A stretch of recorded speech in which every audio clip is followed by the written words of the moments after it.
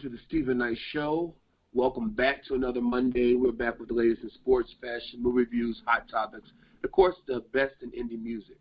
Now, later in the show, we welcome Saint Soprano, who he spent over a decade in jail, but then turned his life around, all while doing his research, working on his craft of music, and he has a new album out called The Phantom of the Opera, which is available now.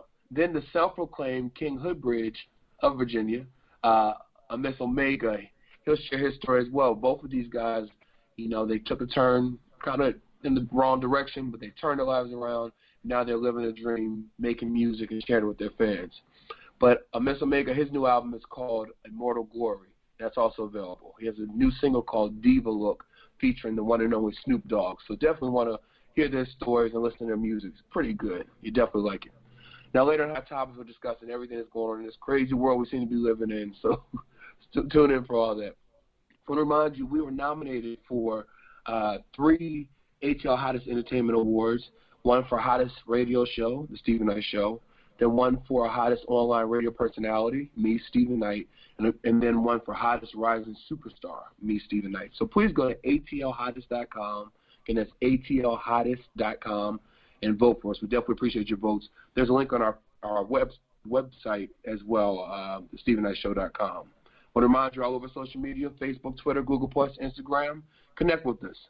Well, listen, when we come back, Hot Topics. Right back after this.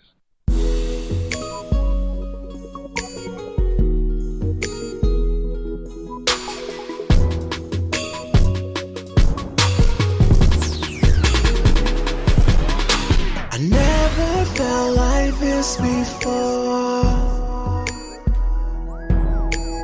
This life feels incredible. Together we can do anything. So eternal feels like infinity. Baby, I'd run till the end of time just to have you in my life. I'll never let go. Give me your hand, come grab a hold. Let me touch you right to your soul. Let's do it together, make it last forever. Let's let it be for all eternity. Till the ends of the earth, I will follow you, girl. I'll love you forever, forever, forever. Till the ends of the earth, I will follow you, girl. Many girls have come and they have gone, but no one compares to you. Yeah. So baby, I'm trying to make you see our future feels like a fantasy. No doubt this love is here to stay, and I know you feel the same way. Never let go. Give me your hand, come grab a hold. Let me touch you right to your soul. Let's do it together, make it last forever. Let's let it be for all eternity. Till the ends of the earth, I will follow you, girl. Girl, I'll love you forever, forever, forever. Till the ends of the earth, I will follow you, girl.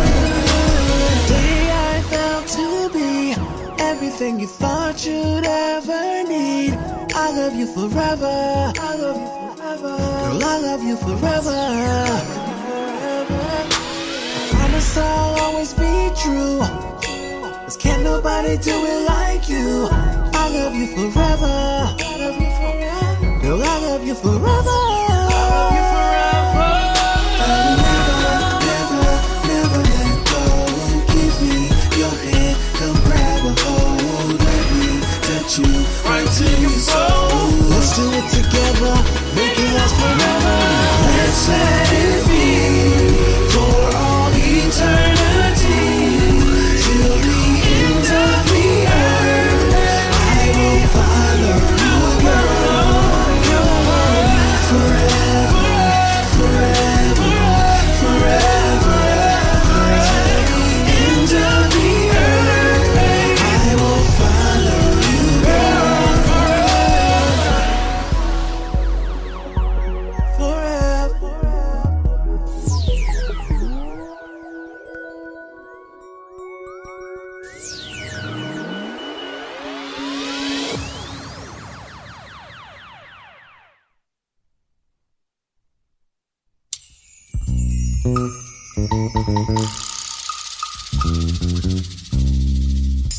Excuse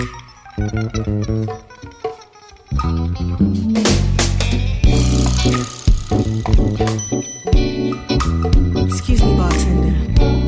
My next set starts in about 5 minutes, so can I get a Hennessy and Coke? Right. And flash a little grenadine on that. On a Saturday night, just kicking it. Out food, just minding my ladies, honey. At the end of the bar is where I'm sitting in the good Henny and Coke is what I'm sipping on. While I'm checking my watch for the time, I'm looking over from my shoulder, call my island time. I'm like, goddamn, the man is looking so fine, making me say, my. Check it. It's been a while since I practiced my game. I had to check my own reflection, making sure shit is tamed. I had my good shoes on and my hair weaved tight. Should I approach this young man here? Skipping the beep to the brother I see, walking past the flash to ask to check if he noticed me. Then back it up, rewind again. Then I sit down and grab his hand so I can lay down my plan to this young man. I said, what up, shorty, let me ask you, sister, get a moment of your time. What up, shorty, let me ask you. It seems like you know just what I like. Oh, shorty, let me ask you. You look like the type to be my kind. Come on, shorty, let me ask you. I really wanna make you mine, if that's alright.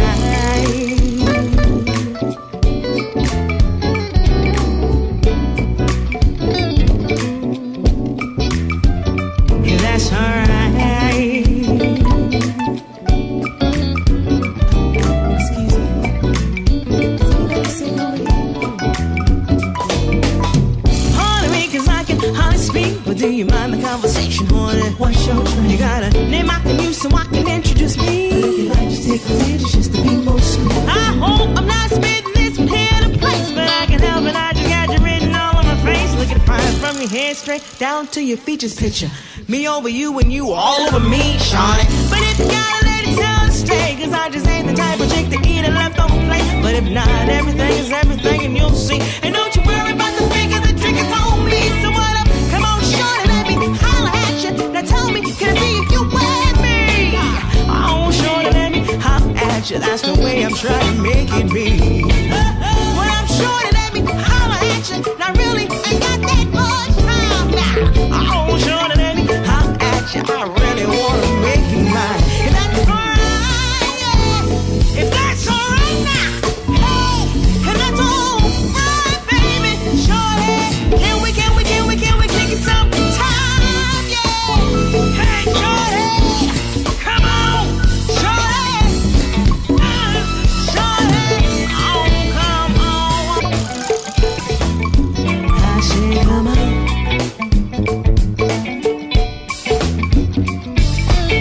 What up, shorty, let me kiss us to get hold of your time. Come on, shorty, let me. It seems like you know just what I like. Oh, shorty, let me. You looking like the type to be my kind. Come on, shorty, let me. I really want.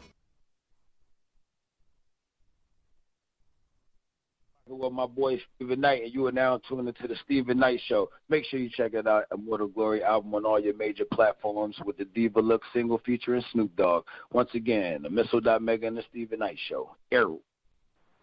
Welcome back to the Stephen Knight Show. Ms. Parker, how's it going? Happy Monday. It's going well. How are you? Doing good.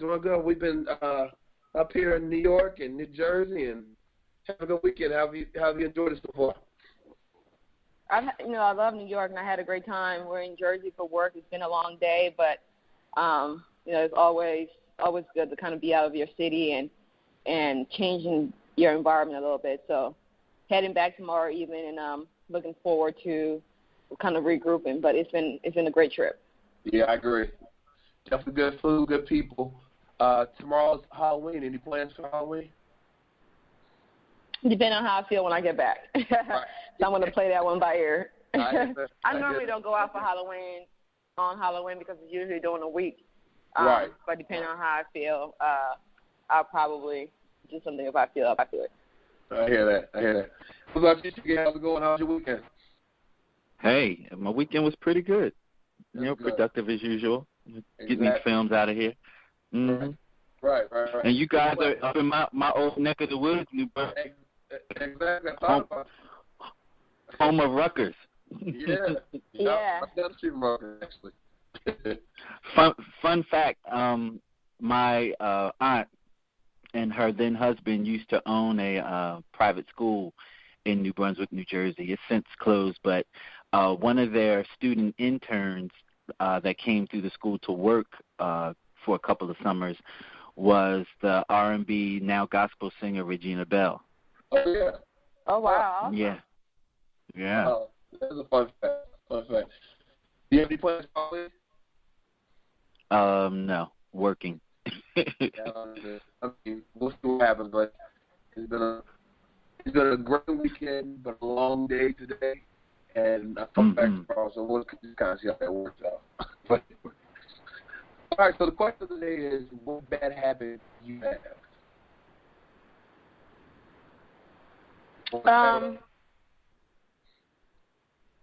I think for me, I'm very reflective.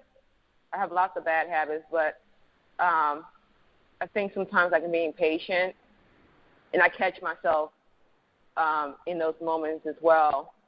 And I think sometimes I can be a bit judgmental, and I also catch myself in that as well. So as open-minded as I am and open to other people's perspectives, I tend to really highlight other people's other people's light. But then when their darkness appears to me in a way that affects me and affects my energy, I tend to really drown in that as well. So just making sure that I'm mindful of, other people's, let them be, but don't take it on. Don't take it on. So those are the two things that come right to mind. But I have, obviously we're all highly flawed, but yet that's part of our unique beauty. So it's up to us to embrace it all and work on the things that we can. I hear that. What about you, Shigay? Well, one in particular that I really want to abolish and get rid of is binge eating. I will go into the kitchen and open the cabinet, and whatever it may be, whether it be the Cheez-Its, the Oreos, potato chips, it's normally junk, but the issue is I'll eat it right there, standing at the cabinet, with the cabinet open and my hand in whatever container says, and I'm just standing there like gorging on it. And the next thing I know, like 10 or 15 minutes has passed, and I went ham on whatever it was. And I'm not always cognizant when I go in to do it. I'll go in and I'll say, I want 1 cookie or 2 cookies, and then I'll black out. And then 15 minutes has passed, and I'm still in the kitchen standing there, and I will have devoured a whole bag of chips or a whole container of Oreos. It's horrible. It's horrible. Yeah, I hear that. I think with Ms. Parker, I'll agree with Ms. Parker that I'm very impatient. She knows this about me. And also, once I make a decision, it's kind of hard to get me to change my mind. So I'll make a decision to do something, and like my friends and my family will say, well, maybe you should do this, or maybe you should do that. But because my mind's already made, that's how it's bitten me in the butt. So I think those things that I need to look at. But anyone who listens to us at home, please go to Twitter. Tweet us at STEVNKNIGHTSHO, Stephen Knight Show, SHO. Let us know what are some of your bad habits.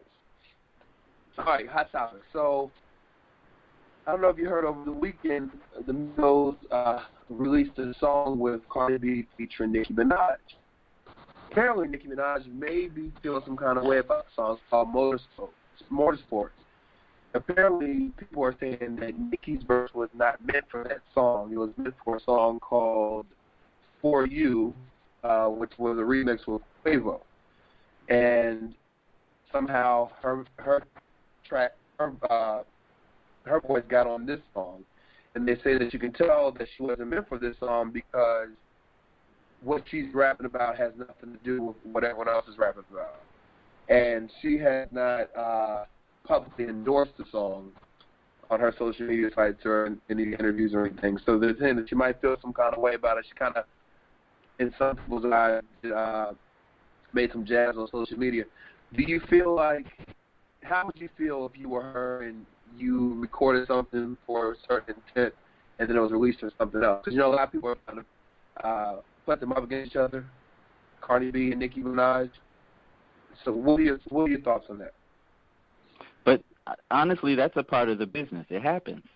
Right. I can tell you straight up in the movie world, and it's the same with music. Unless you collaborated or you wrote on that particular track together, you can't ensure that that's where your vocals or your talent is going to go.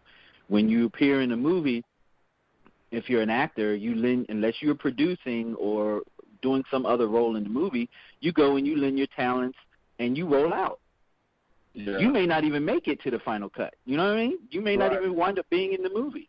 So even like if it's a collaborated effort with music, unless you're going in and you are a contributing artist, like as far as writing and the staging of it, you just lend your talent. They could use it or not, or they could use it where they want to. Especially if it's like a reference vocal, they can take it and put it anywhere they want to. That's kind of out of line, though, because if the song doesn't go and you have two other rappers that specifically recorded their verses, knowing kind of how the flow is going to go and what the idea behind the song was, and then you just take someone else and put something that's unrelated, that's kind of unfair. Like they could have just asked her to simply wrote a couple of bars. That's true, but if you look at how the music industry is now, it's not even really about what you're saying. It's who's on the track. Oh, how can we get numbers?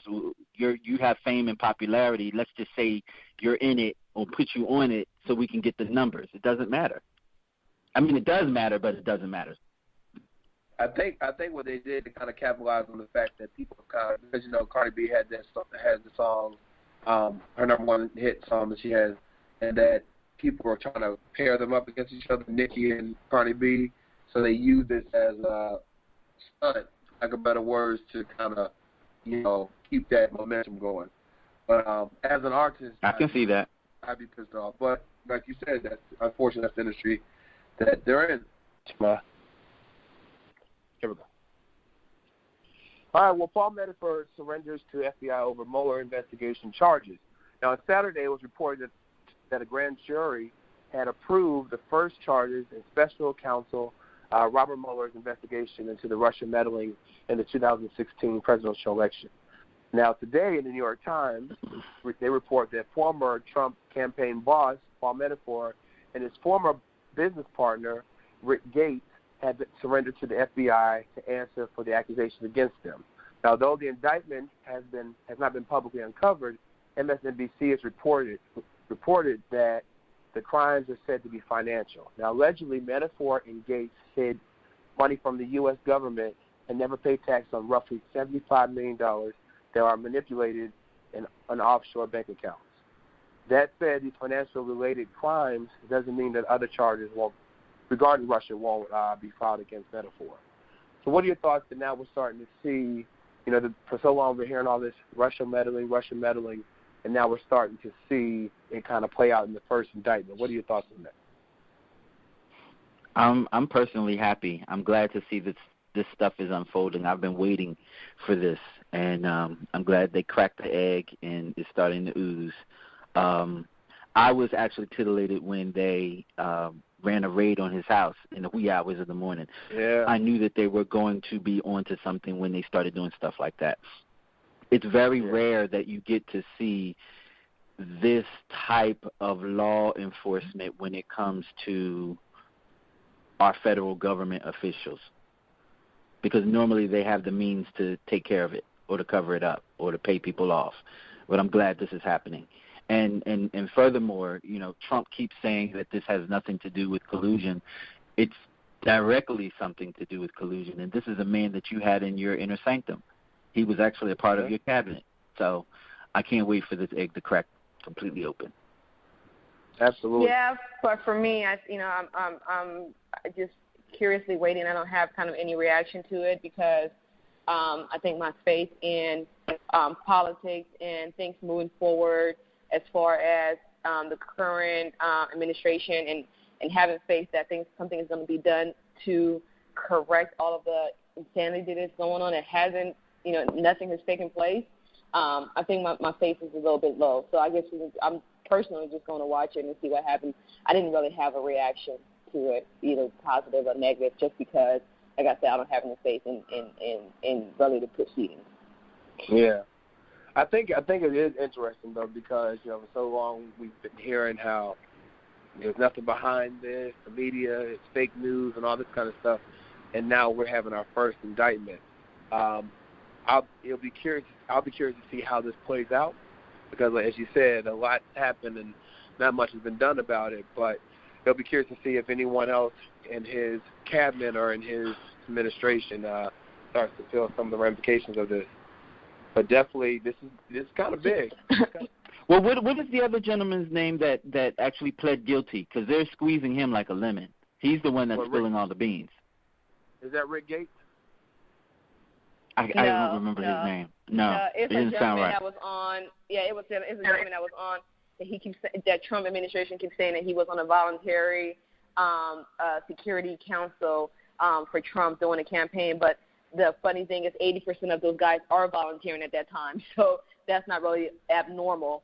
So they're trying to downplay his involvement in Trump's administration by saying, he was just a volunteer. But at that time, only 20% of the people on his staff were paid.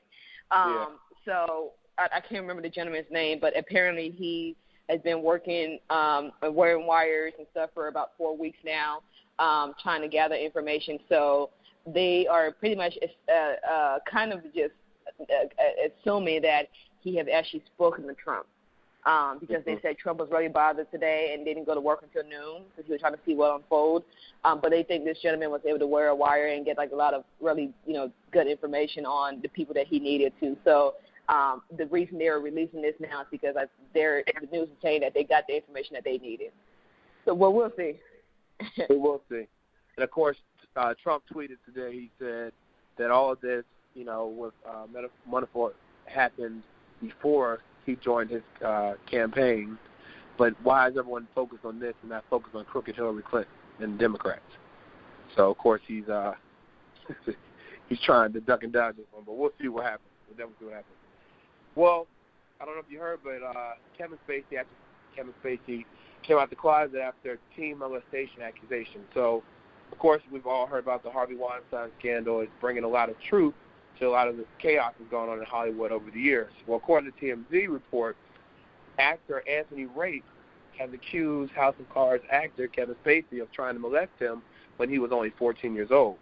Now, Rape says that the incident occurred in 1986 when Spacey invited him to a party. After leaving the shindig to sit in the bedroom and watch TV, Rape says that a drunk Spacey accosted him. He said he picked him up like a groom picks up a bride over his threshold.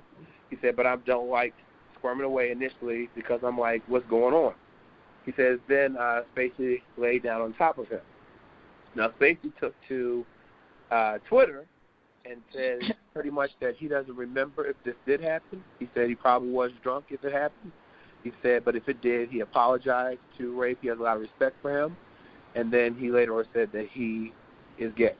So Kevin Spacey is? Yeah, Kevin Spacey said he's gay. But a lot of people said that it was poor taste coming out as gay because what it kind of does is it's associating pedophilia to homosexuality, which a lot of people thought was the case back in the 1950s or so. And so what are your thoughts on it? Do you think it was bad timing? How do you think he handled it? But I thought Kevin Spacey was married.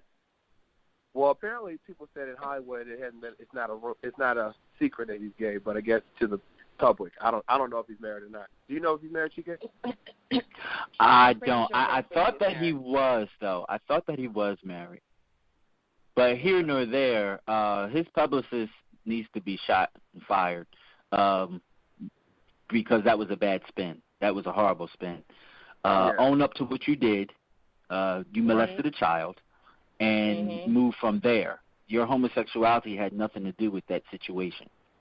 You were dead wrong for what you did. Own it. Yeah, I totally agree. I don't think that that's related.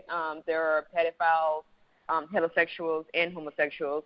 So for him to say, okay, well, I was probably drunk, and if it happened, I'm sorry, but yeah, I'm gay. That's kind of a way of him deflecting and not really owning up and dealing with the situation. And I hate, I see this happens all the time when people do something. They always end up having something, especially something as harmful and as damaging as this to someone. They always have a reason. It's happened in my personal family as well, and I've had to have the conversation with the people involved. We all been through things, and you do things, because of what you've been through. I totally get it. Or because of who you are, I totally get it. But the person that you harm does not care. Right. You know what I mean? All they want to know is that you own up to it, you take full responsibility, and you say you're sorry. That's where healing takes place. That's where your healing takes place, and that's where their healing takes place. But you don't make excuses. You don't deflect. And I just, that always bothers me when people do that. Yeah, I agree. But you know what? For me, I'm sick of I'm sorry. I mean, let's take the past 3 or 4 months. These people have done heinous things. And let's even talk about the former president, George Bush, the senior, who's in wheelchairs patting ladies on the behind, and then you can just, oh, I'm sorry. I'm down here. I'm eye level to booties, but I just touch what I see. I'm sorry. I didn't mean to do that. Harvey Weinstein, I'm sorry. I didn't mean to do that. You pillaged women for years. You're sorry. Sorry is just, it's okay now because you're sorry. I'm sick of it. Right. Yeah. As New Jersey say, sorry, didn't do it. Right. I'm sorry.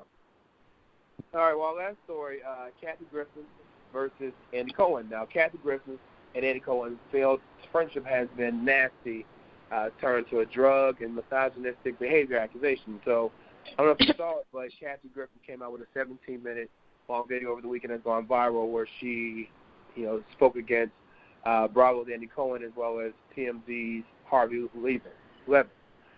She said that pretty much how both men have their goal in life is to kind of mistreat women in the public in terms of career and not see them advance. And she was speaking about when she did the the video that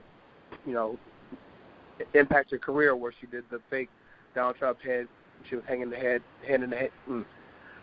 holding his head by her hand, and she said how the fact that Levin and Trump are so close, they speak multiple times during the week, and how he has so much influence in TMZ, which a lot of people, of course, subscribe to for entertainment news, and the fact that she said she understands the mistakes she made in that, but the fact that everything that happened, like if she lost the show or lost the gig, whatever, it was always reported in TMZ. It's kind of like, putting alcohol, or really just making everything worse. So she was talking about how he's done that and how, how Levin covered up the whole Harvey Weinstein, how he helped cover all that. She also said that Andy Cohen offered her cocaine. She said that people always ask how come she never goes on Watch What Happens live, Andy Cohen's talk show, and she said that, she's been on there twice. So, Andy Cohen was her boss for 10 years, by the way. And she said that each time she's gone on there, prior to hitting the air, he would bring her in his office and offer her cocaine. She said the first time she thought it was a joke, and then he did it the second time, and she said, oh, no, he was very serious. And she said, I know he's going to deny this. He's going to say it was just a joke. Of course, Andy Cohen has come out and said that he's shocked by these accusations. He said that he doesn't do cocaine. He said he's more of a pot smoker, and kind of left it at that. What are your thoughts on Kathy Griffin speaking out on this behavior? She's digging for truffles. She's circling the drain, and she doesn't know what to do at this point. She's having a career hemorrhage of sorts, and she doesn't know how to save it. Whereas though she could probably take a lesson from the Vanessa Williams of the world and take the hit, own it, and build yourself from scratch back up. You did what you did. It was wrong. It hurt you. and you have to bounce back from it. And it's what it seems like is her old friends that she could have relied on before aren't standing in her corner.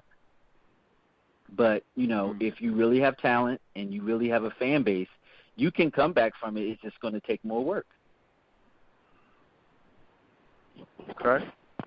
I see things differently. I think Kathy Griffin has, yes, her career has taken a hit, and she's been blackballed because of what she did with Trump. And honestly, I don't condone,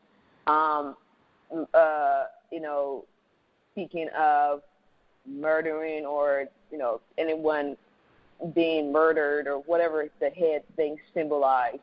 But I think that was her freedom of speech, just like Trump supporters do amazingly just as horrific things every day, and they are being, and it's being said that it's their freedom of speech.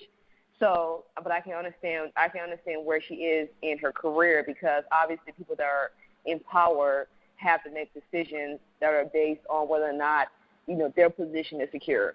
But I think at this point she feels like she has nothing to lose, so she's telling it all. I don't, you know, obviously I don't have a pot to piss in this situation. Don't really care. It's not my personal situation, or it doesn't affect me in any way, or the regular citizens, you and I, in any way. But I think that she just finally is able to speak her truth because she feels like there is nothing for her to lose. I think there's a lot of covering, a lot of secrets in Hollywood. I think there are a lot of people in power that are allowed to do things in Hollywood just because of the positions that they're in. I think it's a very toxic environment, and I think that maybe this is her way of saying, you know what, I'm going to go ahead and speak my truth, and then maybe find something else to do. Maybe this leads to another avenue of career choice for her. I don't know. But I think sometimes you're just so fed up with the space that you're in and the people that you're around, and you need to speak and you need to have a voice. So, no, I don't think she should take a hit and go hide somewhere and be silent. I think that if it's something that she's always wanted to speak against, and she was afraid of what's happening to her now, but it's already happening, why not talk?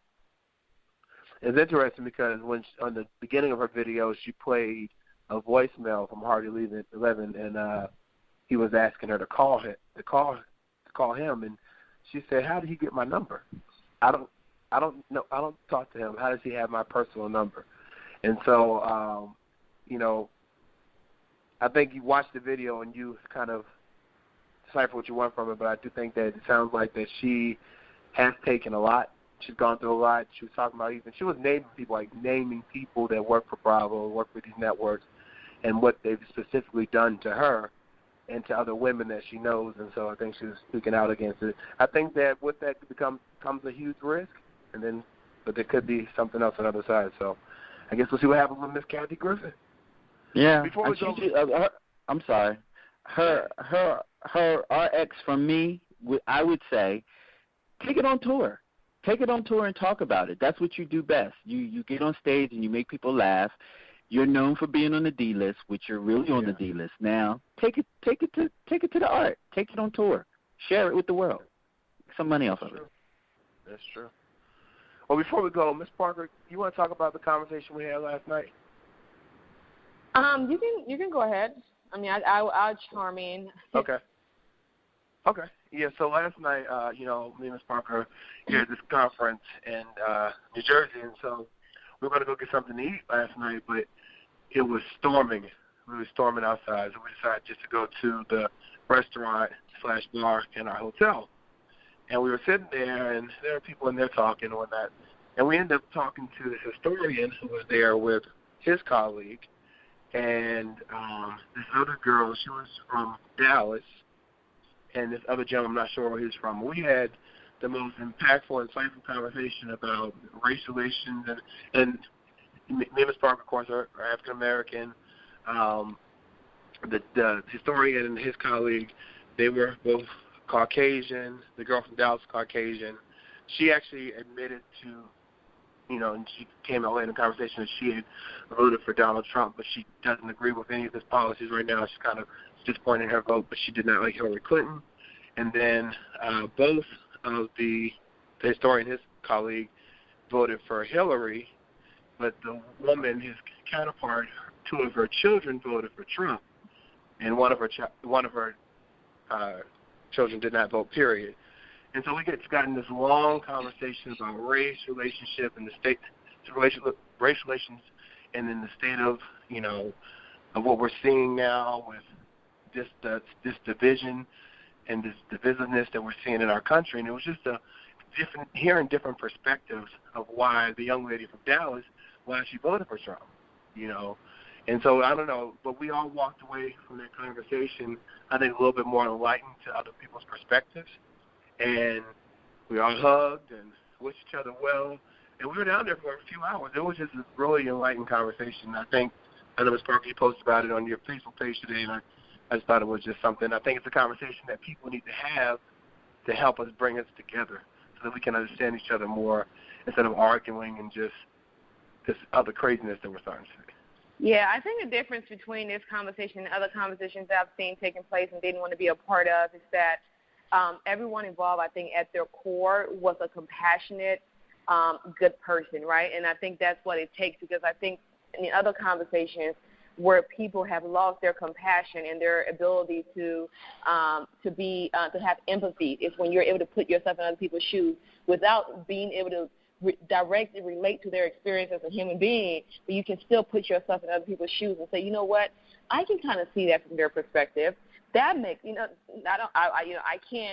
doesn't make sense from the experiences that I've had as a human being on this earth, but I can see how they may feel that way or they may think that way. So I think everyone who were involved in that conversation was able to put themselves in other people's shoes without directly experiencing and being that, that of having that same experience, but having compassion for what the other person may say. I never thought that I would be able to listen to a person who said they voted for Trump without getting upset, and I wasn't. I kind of felt bad for her because I felt like her vote came from a space of fear, a space of ignorance, and not really being able to kind of think her way through things. And she even admitted to it. She kept saying, I voted for him because he's a great businessman. So I made a point that, okay, well, let's say he's a great businessman in the private sector, but are you aware that being a business person in the private sector and being in the government sector are two different ways of operating business? And she was like, and it's just like it clicked. And she was like, you know what? I never thought about that.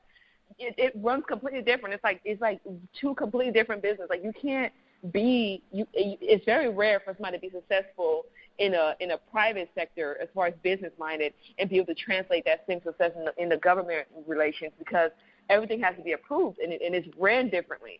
And in the private sector, you are the ultimate decision maker. So she never thought about that. She never thought about how that skill set would transfer into a job where approval and people and think about how things are going to affect other people is going to be important, because when you're in the private sector, you're making decisions as an owner for your bottom line. You don't care about how it's going to affect other people. Exactly. So so she was able to see it from that standpoint. And I think me as an African American woman, I was able to kind of see kind of where her fear came from as well, because she came from a pretty poor background. So I think for her, financial stability is what drove her. She's doing well now, and she has this fear of if we don't have someone in there that makes good business sense, we can all lose what we have. So, having those type of conversation was very eye-opening. I went to bed feeling very hopeful. The gentleman who was the historian had been a Republican his entire life and did not vote Republican in this particular election because he didn't feel like Trump policy really related to the type of Republican that he was and what he stood for and what the party that he identified with stood for, which a lot of Republicans, I've seen have identified with that same opinion. And then the lady, she was, I believe she voted for Hillary. Yeah, she has some concerns. She has some concerns, but she voted for Hillary. But I also felt safe in this conversation to ask them plain outright, why would a white woman in America vote for Trump? And they were able to give me some answers that I felt like, and that made me understand a little bit more, because I never understood that. Right. So I actually felt safe enough to ask them why they voted for Trump, and a lot of the answers that I received, and there's several reasons, made sense in relation to their experience in life For example, she said, the older lady said that a lot of white women will make the political decision based on their husband's political decision. The younger girl made statements towards the fact, her security as far as feeling safe financially, and that's what mattered to her. The gentleman kind of weighed in and said that he gave an example of how if white America's, for example, in the Civil War, when the Confederate was fighting, against the liberate slaves or whatever, the people who fought in that war on the Confederate side, I'm sorry, not to liberate the slaves, who fought on the Confederate side were not slave owners. They were actually land sharecroppers who didn't want to lose their position in society because they were already at the bottom of the white totem pole, that they needed to have some people below them, right? So if the slaves are free, then who's going to be the least of society? So he made complete sense, and talking to him was really, really an engaging conversation. I really enjoyed it. Yeah. Just really quickly too, but today I saw from another perspective. I saw wealthy white man who said Trump was amazing, that Trump was their hero, and that he was their hero. So for me, there are two different types of Trump supporters, and this trip has really given me an insight that I never had. Because I've always been so confused as to what type of people, and on this trip I was able to see in the span of 8 hours, two separate type of Trump voters, and I think I have a better understanding, and I think that's where it starts, just being able to understand where the other people's perspective, even if I may not agree with it. Right, yeah, having those conversations, having real conversation, honest conversations. So like Ms. Parker said, we all felt safe asking questions and speaking freely about our experience, and I think that's why it was so productive and how we all walked away with compassion. We saw a few of the people we spoke with last night. Today it was like, hey, how you doing? How's your day going? So it was definitely a well thought out conversation. Well, listen, before we go to break, I want to remind you we're nominated for 3 ATL Hottest Entertainment Awards. The Stephen Knight Show was nominated for Hottest Radio Show. I'm nominated for Hottest Online Radio Personality as well as Hottest Rising Superstar. Please go to atlhottest.com. There's a link on our website, StephenKnightShow.com, where you can vote. We definitely appreciate you. This is the last month to vote. The award show is in December. Well, listen, thank you so much. Ms. Parker, thank you so much for your perspective. And we'll be right back after this. All right.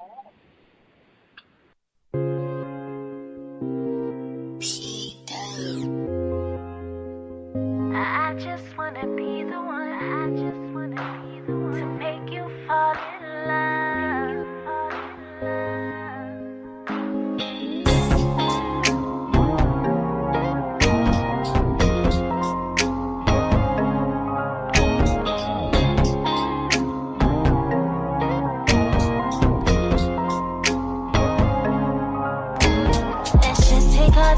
Ain't no need to rush. I'm closing my eyes, I'm feeling a rush. I'm sinking in deep, could it be your touch? When you're not around, I want you so much. You got me feeling this way, and I need it more every day. I'm just enjoying your smile, you stay making me smile. Let's stay here a while, wanna make you fall in love again. Fall in love again, make you fall in love again. Fall in love again, make you fall in love. Fall in love again, make you fall in love again. Fall in love again, make you fall in love. Been holding you down and this shit get rough. Been standing my ground, I've showed you I'm tough. And I just been falling so deep, I'm falling so deep. You're sweeping me off my feet, right off of my feet. You got me feeling this way, and I need it more every day.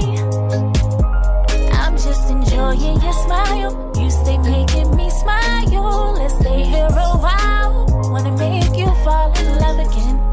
Fall in love again, make you fall in love again. Fall in love again, make you fall in love. Fall in love again, make you fall in love again. Fall in love again, make you fall in love. Your energy is pulling me close, it's pulling me close, it's pulling me.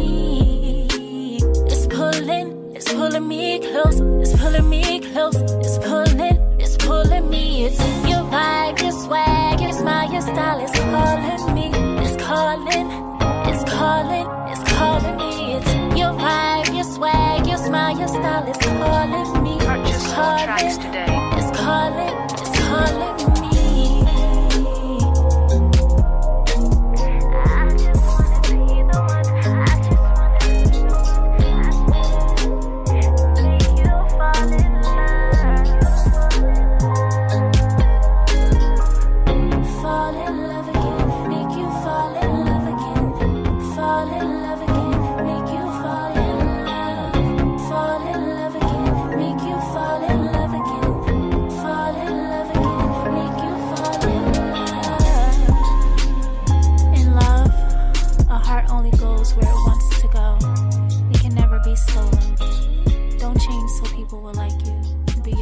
And the right people will love the real you. And the right people will love the real you. On to the let me move on to the next, on to the next, on to the next, on to the let me move on to the next, on to the next, on to the next, on to the let me move on to the next, on to the next, on to the next, on to the let me move on to the next, on to the next, on to the next, on to the let me move on to the next, on to the next, on to the next, on to the let me move on to the next, on to the next, on to the next, on to the let me move on to the next, on to the next, on to the next, on to the let me move on to the next. So you say that you love me, sounds good, but should I believe I'm your one and only? Cause I've been hearing stories about how you and your ex-man, you've been talking and flirting. Is it true what they say? Tell me, babe. I've been holding all this love just for you. Please don't say you're untrue, cause I could be on to the next. Somebody you've been giving your love to. Girl, just tell me the truth, so I can be on to the next. Let me move on to the next one. Settle down, get a crown to the real one. No time to pretend with a fake one, cause I'm a good man, I need a good love. So on to the next, on to the next, on to the let me move on to the next, on to the next, on to the next, on to the let me move on to the next. Now you're getting defensive, like I'm tripping or something. Got you shouting and a cussing, like I'm pushing your buttons. But you shouldn't feel nothing if you ain't doing nothing. Baby girl, I'm just saying, stop these games that you're playing. All this love just for you. Please don't say you're untrue, girl, cause I can be on to the next. Somebody you've been giving your love to. Girl, just tell me the truth, so I can move on to the next. Let me move on to the next one. Next one. Get a crown to the real one. No time to pretend with a fake one, cause I'm a good man, I need a good love. So on to the next, on to the next, on to the let me move on to the next, on to the next, on to the let me move on to the next. Oh, I don't wanna have to give my love away, cause you can't be real with me. Oh, bet the next one will be much better for me. Tell the truth and set me free.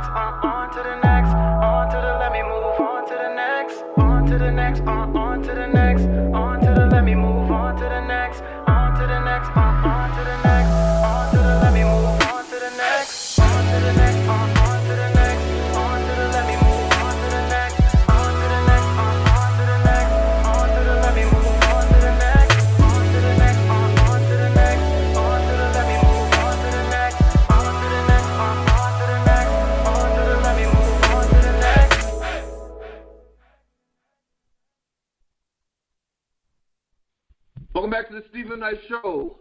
Not even 30 years old, Saint Soprano has lived a life full of many highs and lows as someone 3 times his age. A poor kid with a one-parent home, he was a statistic waiting to happen. And he ended up wound up getting locked up for over a decade of his life being behind bars. But instead of letting that get him down, he took it as an opportunity to educate himself, pouring himself into books about business and music. He self-taught himself the ropes. When he was released in 2015, he got straight to work on his debut EP. Fast forward today, he just released his album in August of this year. Please help me welcome the very talented Saint Soprano. Welcome to the show. You're welcome, Stephen Knight, man. How you doing? What's shaking, bro? I can't complain. Listen, I was reading on your story, and you definitely have a inspiring story, of triumph and kind of taking a bad situation and making it to a good one. When you look back at, just your youth and growing up, and then of course doing over a decade in jail, how does that show up in your music today? I mean, a lot of my music, I talk about pain, I talk about struggle, because that was like most of my life. Right. That was most of my life. I talk about a lot of things that people don't talk about no more. Everybody want to talk about partying and all that. And turn it up, right? Well, I read yeah. it said that if you write about it and you perform it, that means you've lived it. How important is that to you, having that in your music? I mean, it's very important. Personally, myself, I don't really listen to nobody's music if I can't respect them on the street level first.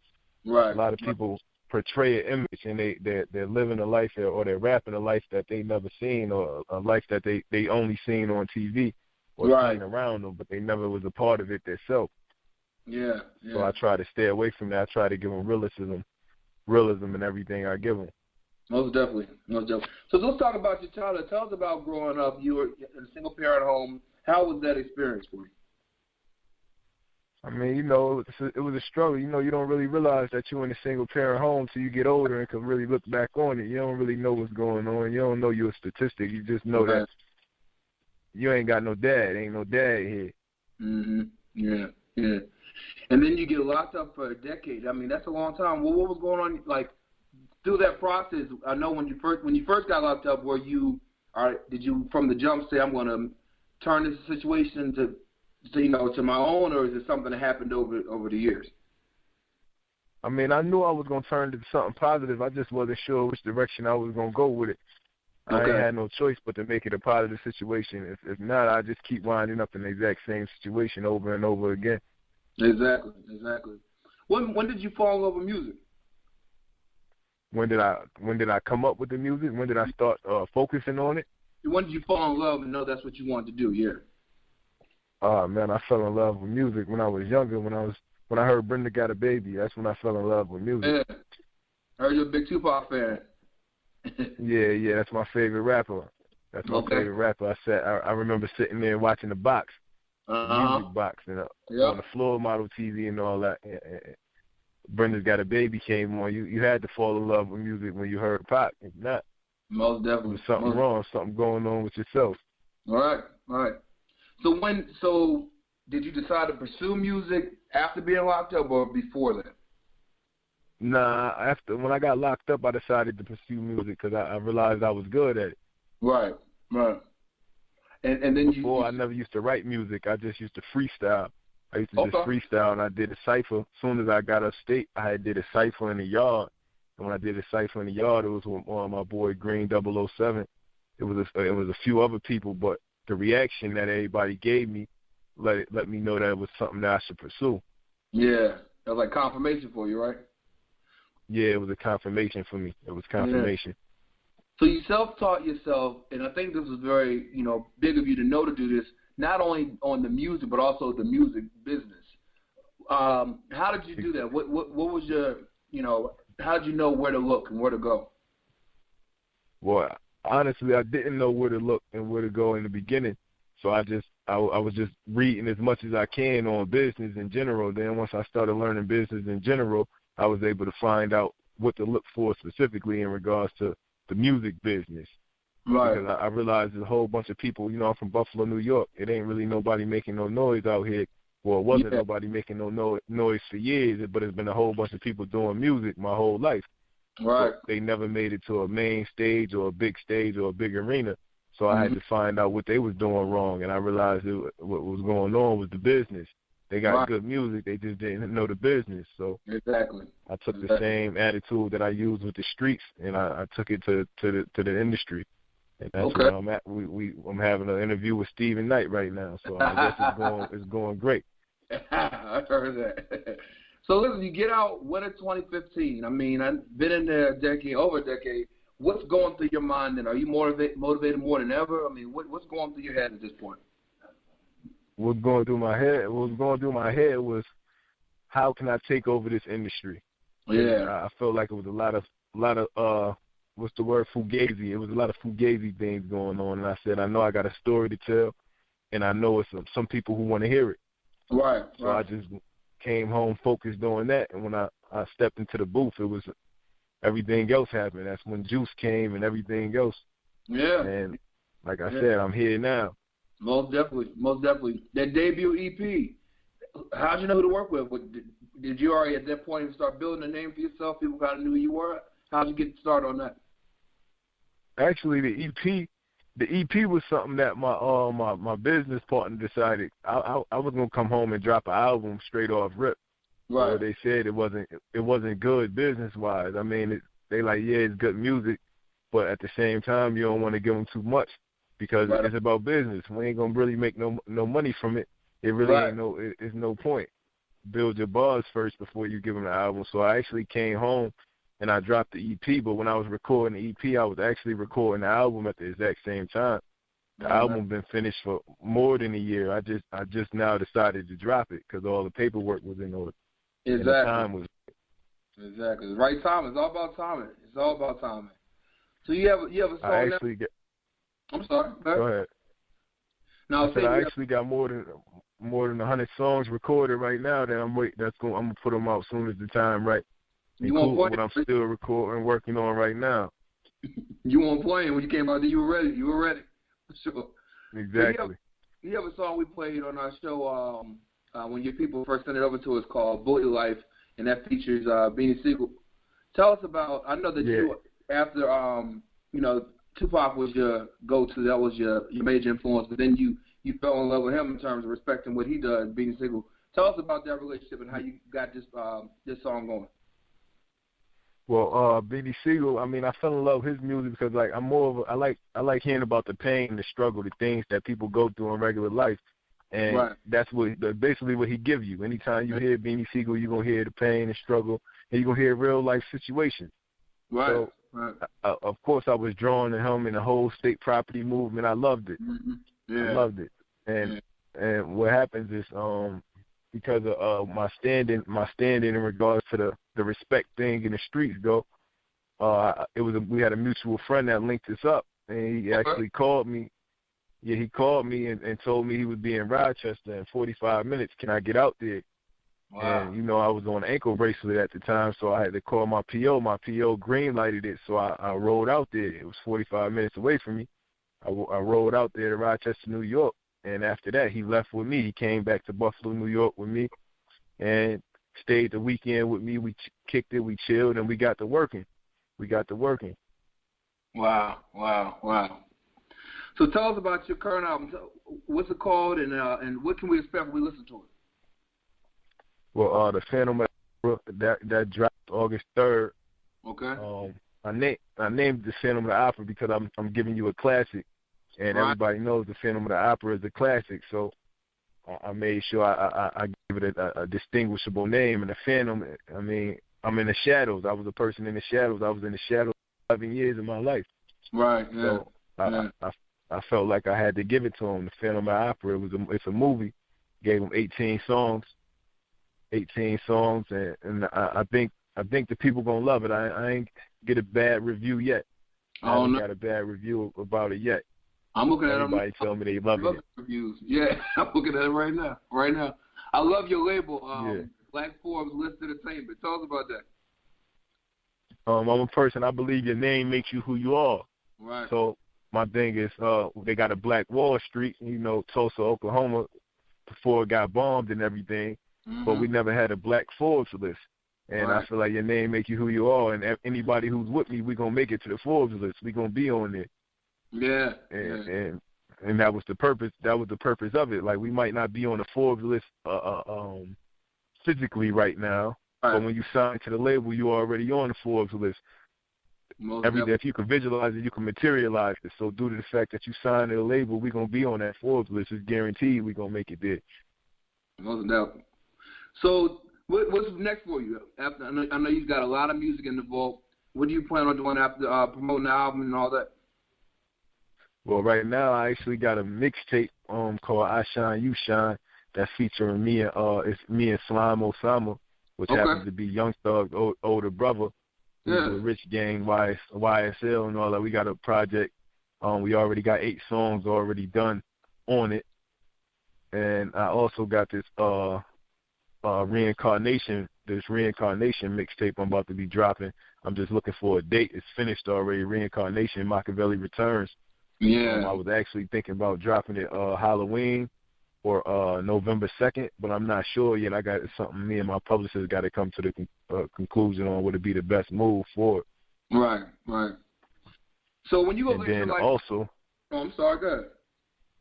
Also, I'm working on another album right now, Titan, God Amongst Gangsters, and that's gonna be coming to you early next year or the middle of next year. Definitely a lot of good music coming for sure. When you look at your life today, and you think back to back when you were locked up, what on a personal level, how do you feel about it? Like, how do you feel how far you've come? Man, I feel great. I actually just got off a prison call just a minute ago with one of my homeboys that got 58 to life. Wow. And everybody proud. I'm proud of me. They proud of me. Everybody proud of me, man. I went from having shackle cuffs and shackles on to I got a Rolex on my wrist now. Exactly. What advice would you give somebody who, young man, man got in trouble with the law, and needs that inspiration, to get out and to move forward and not allow that circumstance to just, be a reoccurring thing in their life? What advice would you give? Utilize your time. Learn as much as you can. No matter what it is, no matter what subject it is or whatever your passion is, learn as much as you can about it. Because all knowledge is turn your knowledge into wisdom. Put it in use. You can never learn too much. So when you're in there, it may seem like something that doesn't interest you at the time, but learn it still. Because then you may need it one day. So you'd rather have it and not need it than need it and not have it. Most definitely. That's the best words I've heard today. Are you on social media? Where can people keep up with you?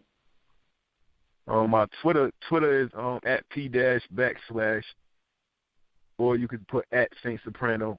It's gonna pop up. My Instagram is at Saint Soprano. At Saint_Soprano. SAINT_SOPRANO. My Facebook, that's my government name, David McKippen. First name David, last name MCKITHEN. Or you can go on my like page, and that's at Black Forbes List Entertainment. Subscribe to Black Forbes List YouTube channel. Most definitely. Those are my social media. That's all my social media links. And the album is called Phantom of the Opera, and that's available on YouTube, Spotify, and Deezer, everywhere music is sold. So, listen, I want to thank you so much, man, for joining us. Your story is so inspiring. I'm so glad to see you doing your thing. Plenty of music, all the Saint Soprano fans, plenty of music coming to you. It's already out there. So, thanks again, man, for that. Thank you for your time, man. Thank you for your time, Stephen Knight, man. I'd like to shout out my boy Q45, man. Free Q45, and shout out Moolery and Beanie Siegel, man. Most definitely. Listen. Shout out Stephen Knight. Appreciate you. Definitely appreciate you. Listen, we'll be right back. Appreciate you, brother. No doubt. That shit gonna bang. Niggas won't fuck with that shit. Hey, Brando, what's poppin'? Yeah. Hey, yo, Saint Soprano. Wall Street Bully. Niggas already snow sticks. It's Philly in this bitch. Bully line, bitch. Moolery. Black Forbes legend. Big beats, bitch. Stay proud. Ain't not bigger than a motherfucking beat on nigga. Never the one G gang. Do this for the gang, gang, gang, bang. You a dub nigga, bang, bang. All my oldest real right. Heard life, take up in the chain gang. Ran up from the plug twice. Thug life, he blood nigga, bang, bang. Red light, green light, same lane. All my oldest bang, bang. Do this for the gang, gang, gang, bang. You a dub nigga, bang, bang. All my oldest real right. Heard life, take up in the chain gang. Ran up from the plug twice. Thug life, we blood nigga, bang, bang. Red light, green light, same lane. All my oldest bang, bang. I don't gang bang, but my gang do. Ain't nothing bigger than that beat, bitch. Yeah, it's me, bitch.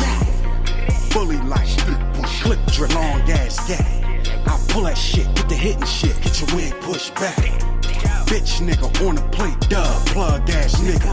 I shine for mine, what your life like? What a thug about, nigga? Nigga shine up and get lined up. What's your body count, nigga? My nigga stanked up, don't get flanked up. Don't get your body felt, nigga. Dig a hole 6 feet, more sunny, more east, black. Slide up on him, big heat, deuce, 3 strike. SP, GK, yeah, that big beat a flag. It's that bully gang, and I pull it gang, I put your body in the bag. Do this for the gang, gang, gang, bang. You a dub nigga, bang, bang. All my oldest real right. Heard life, take up in the chain gang. Ran up from the plug twice. Thug life, he blood nigga, bang, bang. Red light, green light, same lane. All my oldest bang, bang. Do this for the gang, gang, gang, bang. You a dub nigga, bang, bang. All my oldest real right. Heard life, take up in the chain gang. Ran up from the plug twice. Thug life, we blood nigga, bang, bang. Red light, green light, same lane. All my oldest bang, bang. Said you heard a nigga gang bang. All my niggas do the same thing. Get a brother, they gon' take aim. Red light, green light, bang, bang. All I gotta say is go when it's green light, go. Pull up to the block at the fucking light show. Everybody like where the fucking lights go. Bad motherfucker, I ain't talking my go. Say you all heard of Shine Gang. Bully family in my gang. Said you all heard of Shine Gang. Bully family in my gang. It's a bully to a bully. It's the bully with the bullies. Get the word and they gon' pull it. Chop it with the full clip. Make them do a full flip.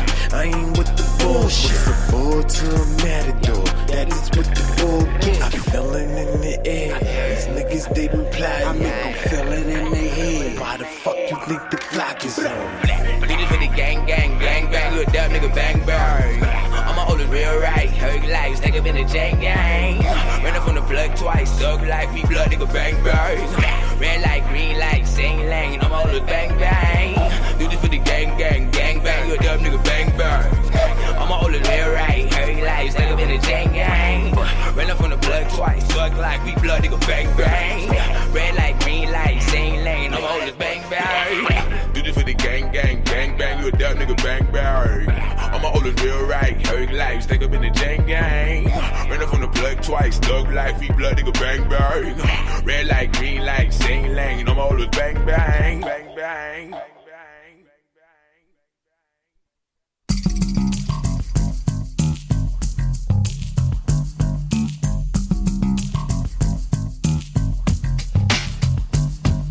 We in this biatch, like we're all over our sweethearts. Self-discovery, lesson learned, we on our Alfred Hitchcock.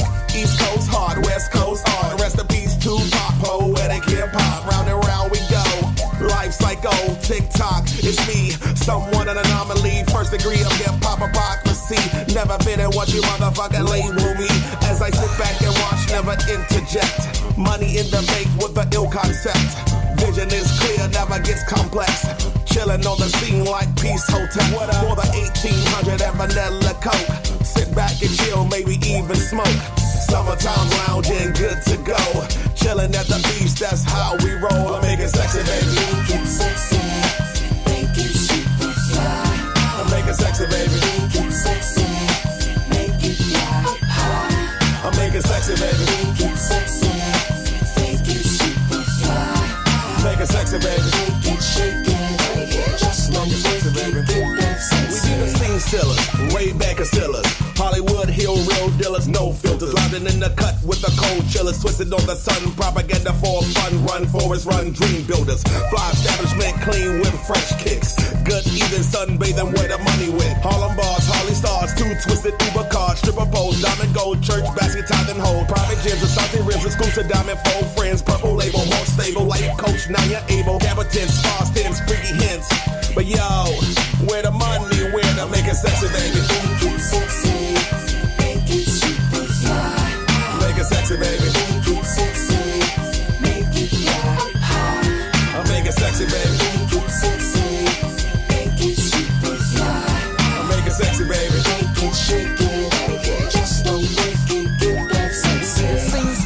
Hollywood heel dealers, lounging in the cut with the big willers, rocking clean whips and fresh kicks, Harlem bars, Harley stars, twisted Uber cars.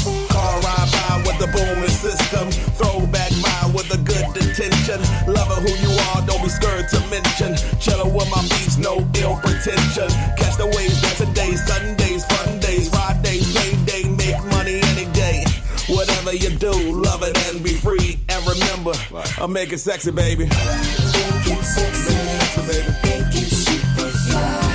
Make it sexy, baby. Make it sexy, make it fly high. I'm making sexy, baby. Make it sexy, make it super fly. Make it sexy, baby. Make it shake it, just don't break it, get that sexy. Make it sexy, baby. Make it sexy, make it super fly. Make it sexy, make it fly high. Make it sexy, baby. Make it sexy, make it super fly. Make it shake it, just don't break it, get that sexy. Make it sexy, baby.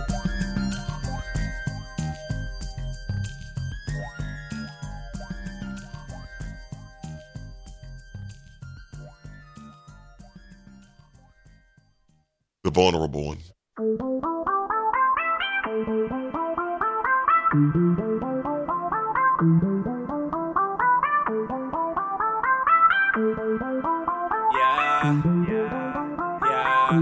Let's take another Quaalude. Quaalude got me feeling in a great mood.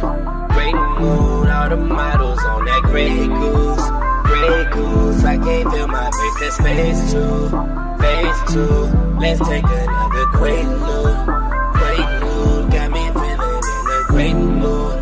Great mood, models all on that Grey Goose. Grey Goose, I can't feel my face, that's phase two. Okay, life of the party getting loose with a 10. She a sucker for the wine and his juice in the gin. Where's PNT? Cause you usually with him. And I flex on these like I moved in the gym. She came through, her crew tagged along. It's going down like it's after prom. You heard me, that equals 3. Either that or my math is wrong. She ride me till the taxi comes, until the point that I go numb. And that is so dumb, you would've thought that I was blonde. Then I'm leaving, money is the reason. No sleeping, keep women feeding in a hotel. Year round, that's 4 seasons. 4 seasons? You ain't ballin', you a rookie, got a playin' hooky, now you off. Got the blush your Buzz and Woody when you found out what her pics are. But I do know one thing now, they come and go. And girl, you know your role, get new, take loose, let's take another Quaalude. Quaalude got me feeling in a great mood. Great mood, all the models on that Grey Goose. Grey Goose, I can't feel my face, that's phase two. Phase two, let's take another Quaalude. Quaalude got me feeling in a great mood. Great mood, models all on that Grey Goose. Grey Goose, I can't feel my face, that's phase two. Phase two. Girl, I'm faded. Girl, I'm faded. Just took another loot. It's so amazing. So amazing. Sorry if I'm rude. I'm famous. Nah. This conversation, I don't know what I'm saying. Nah. Took another loot. Now I'm on stage. Every night is a model or an actress. She coming home cause you know what status. She call me king, had a bling in the palace. Then give her the biz on my mattress. And she know these other just practice. I'm the greatest, beat it up like Cassius. Prima Willie made a movie called The Blackfish. Every time we do it, it's a classic. Kid up, turn the bed to a casket. You funny if you think the song average. Wait a minute, did you think the song average? Wait a minute, did you think the song average? Then she said, wait, I ain't trying to hate, but the song sound like Replacement Girl. I said it's cool, guess who likes it more? Who? Your replacement, girl. Your replacement, girl. Your replacement, girl. Your replacement, girl. Let's take another Quaalude. Quaalude got me feeling in a great mood. Great mood, all the models on that Grey Goose. Grey Goose, I can't feel my face, that's phase two. Phase two, let's take another Quaalude. Quaalude got me feeling in a great mood. Great mood, models all on that Grey Goose. phase two, phase two.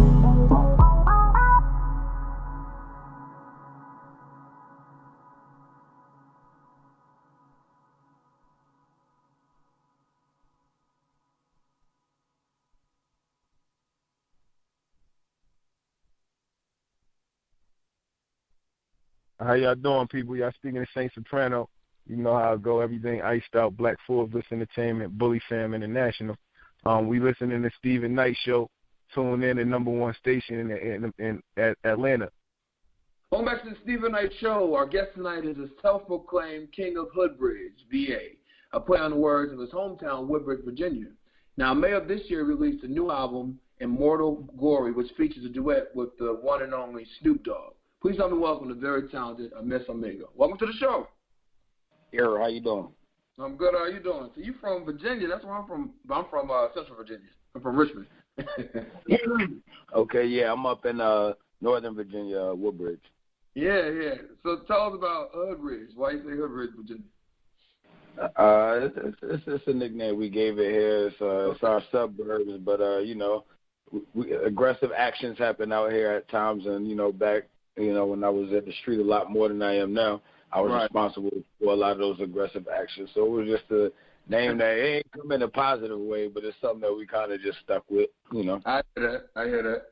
So tell everybody, you've been doing this for a minute. Tell everybody kind of how, what it took to get you where you are today. Tell us about, some of the backstory. Basically, man, like I said, I was at the streets a lot and got into a couple of different situations that wasn't good.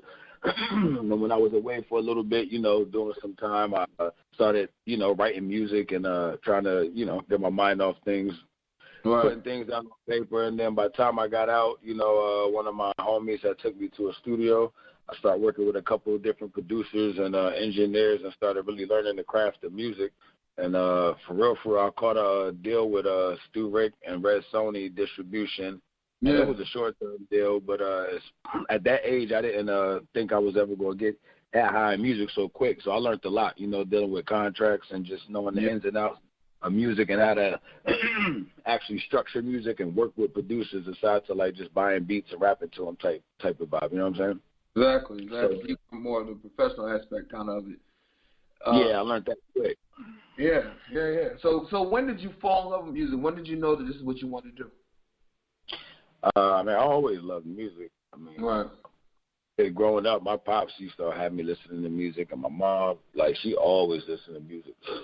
So I've always been a lover of music, but actually doing it as an art, when I first went to the studio, and, it wasn't hard for me to do. A lot of people struggle with it, and they, have to go out of their way to sound decent. You know what I'm saying? It was easy for me, should I say, not to sound cocky or anything, but it was easy for me, and I enjoyed doing it. It was something a good way to express yourself, and the ways I was expressing myself before that was getting me into trouble, so I decided to express myself this way. Right, redirect that in, right? Yeah, pretty much, try to, just be creative. I like being creative. I like using my brain, and that's the best way I saw fit for me to be productive and actually use my creativity and my brain was to create music, so. Most definitely, I hear that. So, who are some of your early inspirations coming up? I always listen to DMX. He's a good rapper. Jay-Z, of course, the older. I like Jay-Z's music now too, but I used to listen to him real heavy back in the day when I was young. Fabulous was an inspiration to me. The cool boy rap, Cameron, everybody who did the cool boy music for the ladies, but still had a street edge like LL. Rappers who were just versatile, Nas, Jadakiss, rappers like that. I always looked up to the artists who could, be street and be real, but could still be smooth, and still have a smooth demeanor for the ladies and stuff. And gangster and a gentleman, should you say, I hear that. So, who other than your music? I know because I was listening to some of your music. It's really dope. What's some of the music that you listen to today? What's on your playlist? Now artists or just period? Period. Now artists. Period. Whatever you listen to. I listen to I got a wide variety. I listen to Bootsy Collins, a lot of Earth, Wind and Fire. Now artists, I like Six Flags. He's pretty cool. I like his music. I listen to, like, a lot of rappers I just named. Jadakiss, he's still putting out music. So I listen to him. Cameron, he's still putting out music. I still listen to Fabulous, you know. New rappers I listen to, well, you know, I like Jeezy. I wouldn't say he's a new rapper, but I don't really listen to. Kodak Black ain't bad. I don't like all his music, but he got some songs I can vibe to a little bit. Tory Lanez, I like him. I got some of him on my phone. Yeah, he's cool. The Ray Sherman, you know, I don't like all their music, but they got some, you know, tunes I like to party to too. Also, like, it depends on my vibe. You know, I listen to different music in the club than I listen to when I'm at home. You know. Exactly. Yeah. That's true. Very true. When I'm at home, I don't play the music that I like to party to in the club. So at home, you're not gonna hear Future in my house and nothing like that. I'll party to it in the club. Don't get like some of his music. You're right. You're not turning it at home. At home, I listen to a lot of relaxing music. So like Sade, she's my favorite artist of like all time. Her and Michael Jackson. Yeah. I love Sade, so I listen to a lot of Sade when I'm at home and relaxing. You know. All right. Let's talk about Immortal Glory. The album released in May of this year. What was the inspiration behind it? Kind of, you know, who you work with? Tell us about that. My little brother passed away on May 16th, so I released it on that day for that. He was a big fan of mine, so I wanted to release my, you know, most professional project on that day. Right. Not really caring about the promotion at the time.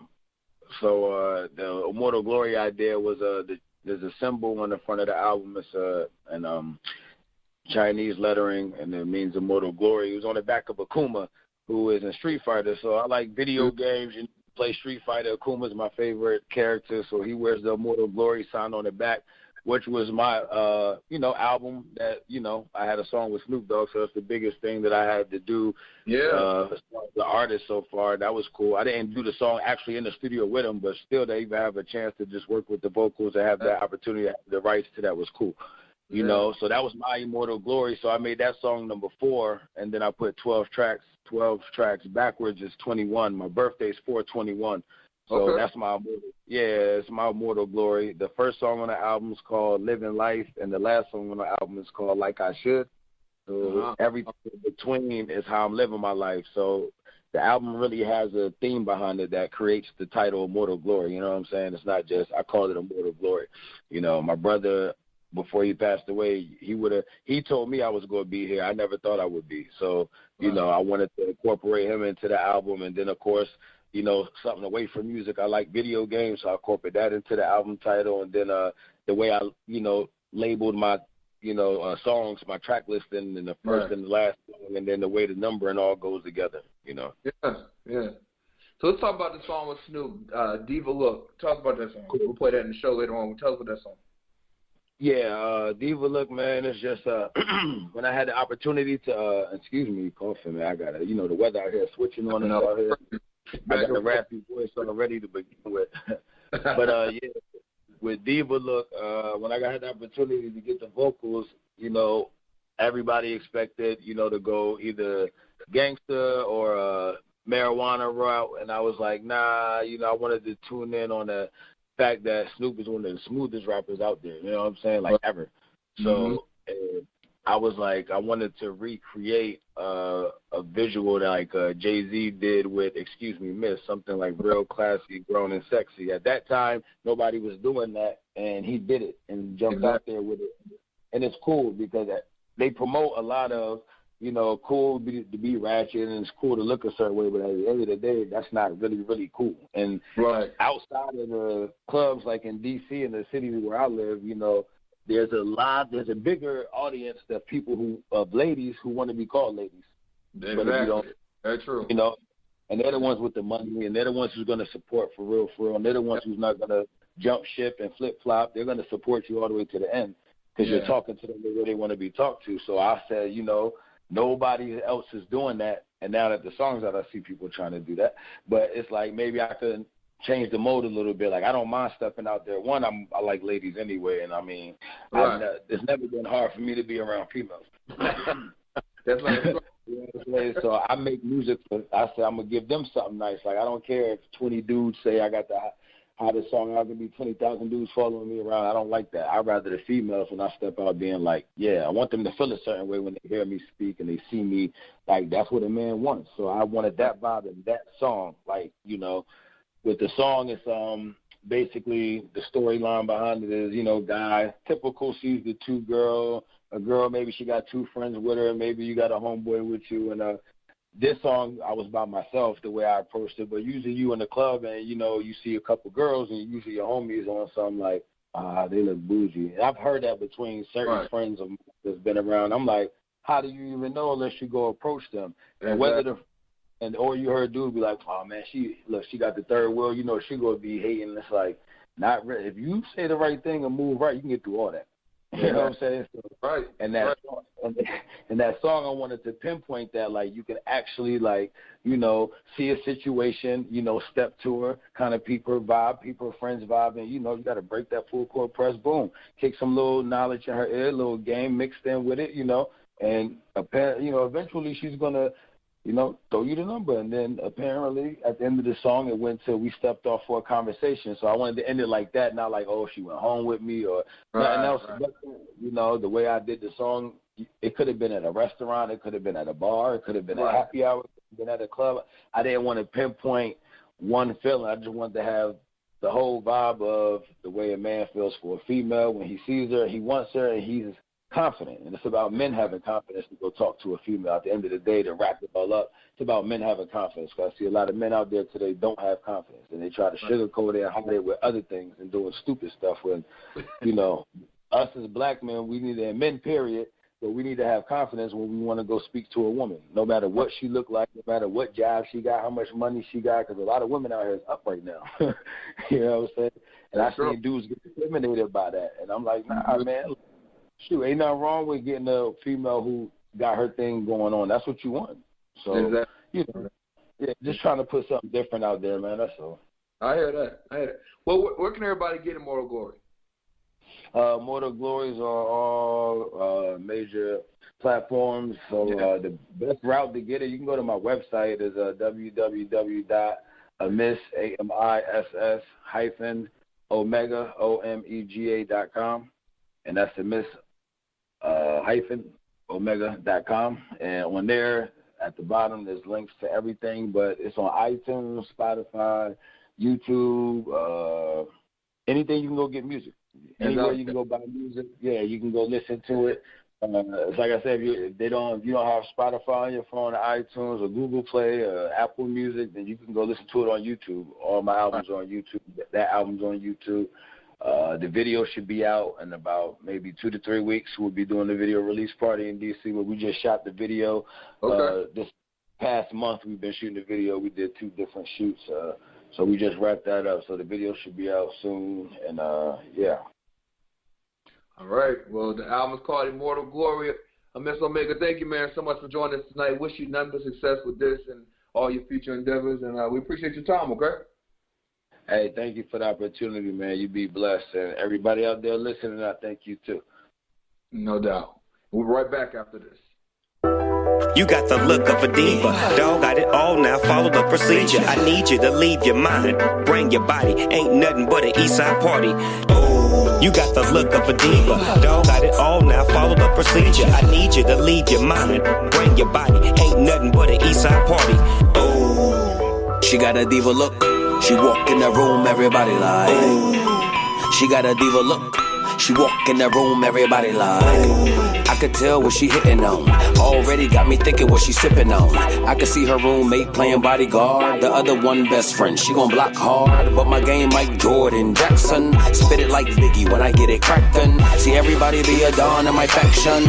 OG schooled us to grow past them. I inbound the ball, broke the full court press. How you doing? What's your name? What's next? Followed by a verbal game of chess. A couple words in her ear, later sting the rest. I'm like, you got the look of a diva. Dog got it all now, follow the procedure. I need you to leave your mind, bring your body. Ain't nothing but an Eastside party. Oh, you got the look of a diva. Dog got it all now, follow the procedure. I need you to leave your mind, bring your body. Ain't nothing but an Eastside party. Oh, she got a diva look. She walk in the room, everybody like. Oh, she got a diva look. She walk in the room, everybody like. I step off, her friends start judging. He's not the type to wife up or love him. Now her emotions kick, push and shoving. She see through the persona that they be loving. Cause my game Cam Newton, Tom Brady. Mama's baby, raised me from the 80s. Taught me how to talk when it's to a lady. I put it down so for show, no maybe. I feel it vibrate in my pocket. The text read, I'm digging what I'm watching. I replied, I'm digging that you're watching. Let's slide off a combo when nobody's watching. I'm live. You got the look of a diva. Dog got it all now, follow the procedure. I need you to leave your mind, bring your body. Ain't nothing but an Eastside party. Oh, you got the look of a diva. Dog got it all now, follow the procedure. I need you to leave your mind, bring your body. Ain't nothing but an Eastside party. Oh.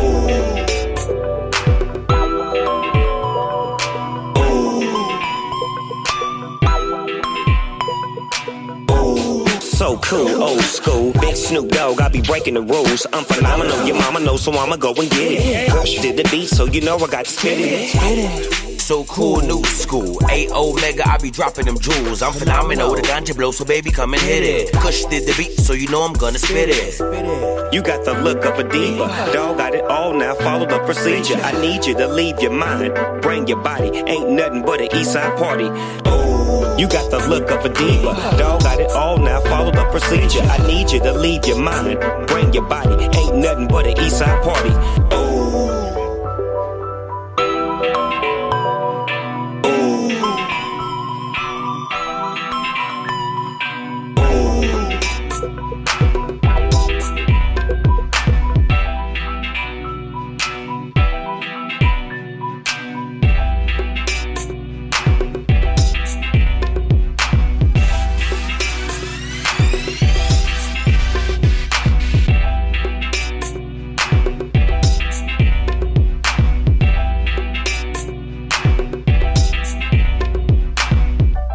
You got the look of a diva. Dog got it all now, follow the procedure. I need you to leave your mind, bring your body. Ain't nothing but an Eastside party. Oh.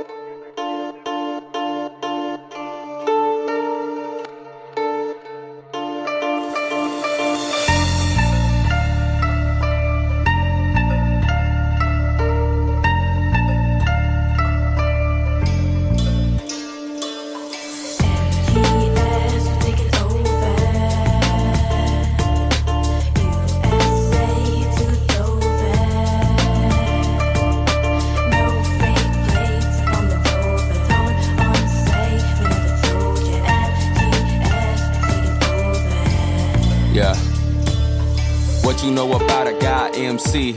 Sipping the yak and them bottles of Hennessy. I have no fear but love for my enemies. I knew this like a new bitch, so remember me. I part shit like Moses, that's the end of the sea. Pop out live like a vending machine. And I'm new and I'm trending the scene. Ay, I'm no Osiris to the shit, you're pretending to be me. MGS live like a LSW. Pop, pop, yeah, we trouble you.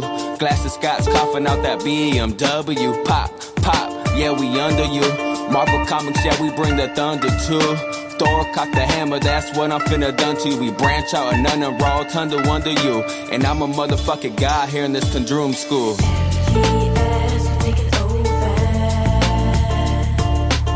Yeah. Hey, sing it. Yeah. We never told ya. Hey, verse 2, mellow. I'm living lavish, you feel the hunger, dude? The eye of horror scattered in my younger views. We ruffle you, we taking over like cocaine and baking soda. You can remain Jehovah, the game is over. We plain selling soldier, my name is Hover. The range is roller, we sprayed the rover. Maintain the cobra, my God suffers on a mission. And I ain't staying sober, my diamonds glistening. I'm in that prime position, that 9 milli clap like an encore. Shatter that face and all that contour. LA, baby, yeah, you know we on tour. California, baby, yeah, having a ball. No Dr. Dre, no Snoop, just Alizé. We in that coupe sipping on grandma special soup. Illuminati through my body at the party on Bacardi. Kamikaze, have it largey, caviar in my scenario.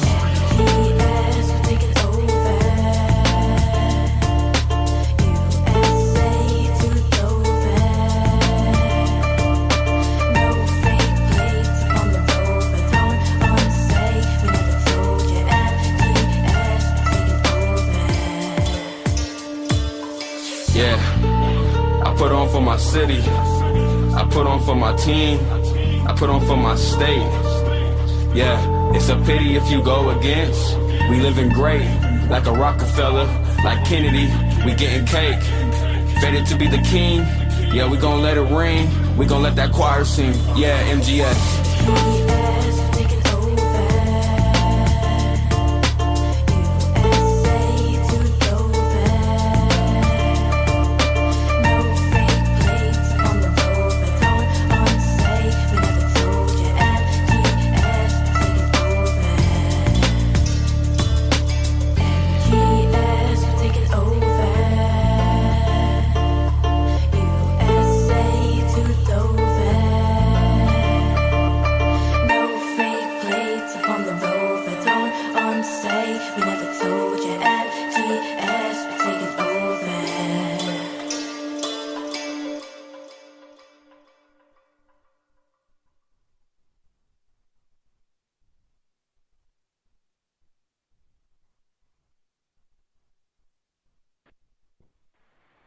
Hello. Adam.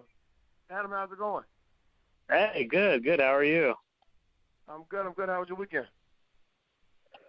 Pretty good. The weather was nice up here for Saturday, then it rained all day Sunday, so kind of got some time to go outside and enjoy the weather, walk around the neighborhood yesterday or Saturday, and then now it's getting cold, so getting back to reality. Exactly. Any Halloween plans tomorrow? No, we were thinking about stuff, and then, I don't know, we never got around to getting any costumes. So we might walk around the neighborhood just to kind of see everyone dressed up. You know, a lot of people did stuff on Saturday, so we got to see them as we were walking around as well in the evening. Because the area we live in has a lot of people. There's a lot of little venues, like a concert venue nearby, and restaurants and little clubs or bars that people go to. So we didn't have to wander too far. But no, nothing for Halloween. Okay. Well, listen, I'll let you and Chike take away with movie reviews. All right. Well, I'll kick us off with a movie I saw that came out actually earlier this month, and it's called Battle of the Sexes. And this one, it was kind of on the cinema circuit for the awards, and it stars. Sorry, of course I lost my train of thought. Sorry, no, it stars Emma Stone and Steve Carell. And what this movie is about Billie Jean King and Bobby Riggs. And for those unfamiliar, these are two tennis pros. Billie Jean King was one of the top female players of all time, and Bobby Riggs was a tennis player that played in the 50s and the 60s. And this film follows the story leading up to what the kind of the sports world and media dubbed Battle of the Sexes. And it was a tennis match between Bobby Riggs and Billie Jean King. And at the time, it was kind of one of those big events because Bobby Riggs is, and I didn't know this beforehand, was known for being kind of the chauvinistic pig, thinking that the men were better than women in sports and he could beat anyone. A lot of it seemed to be an act because he was also kind of a hustler, and he would do a lot of things to kind of build up hype and get a lot of sponsorships and make a lot of money off of these things. And what he did is he challenged Billie Jean King to a match, and she refused because she was also big on women's rights in the sports world, which, of course, we still see right now, and women getting a smaller prize purse for tennis matches and for tennis tournaments. So her and a bunch of other women started their own league and did their own tour to combat that. So she was against the tournament at first, and then someone else decided to take the place, and she lost. So Billie Jean King decided that she had to go in and kind of prove that women needed to be taken seriously, especially in the sports realm. And so this leads up to their personal lives at the time and the match. And it was really good. I did a little research beforehand. I knew how it ended, but they did a good job of giving you an intense build up to both lives of these real people that had real issues at the time. And it was wonderful. With Emma Stone did a great job. You know, there's talks that she might be nominated for something soon with this role. Steve Carell did good as kind of the villain. And, yeah, I really enjoyed it. If you're looking for something different, you know, tennis films especially can be a little bit tough for most people. But, yeah, I recommend if you're looking for something a little bit different. This seemed pretty interesting. I would like to see something like that now, honestly. So I don't know. Maybe Serena. Well, and I feel like the media equivalent to that is kind of these boxing matches that we've seen over the past few years, where everyone's kind of hyping it up, and it's more of everyone's going to come out rich, and it's just kind of building up that whole. But the whole sex part of it, though, male versus female, I think I kind of like that part. Yeah, and the last time it was done, it looked like was in the 90s. They did one more, and then I guess it fell out of favor. But, yeah, it would be interesting to see. And it's still interesting to see nowadays that there's still a big disparity in sports, especially between men and women teams or leagues and things like that. So it kind of brought up an issue that is, you know, still relevant to these days. Very true. So I saw two films. The first film I saw was Happy Death Day.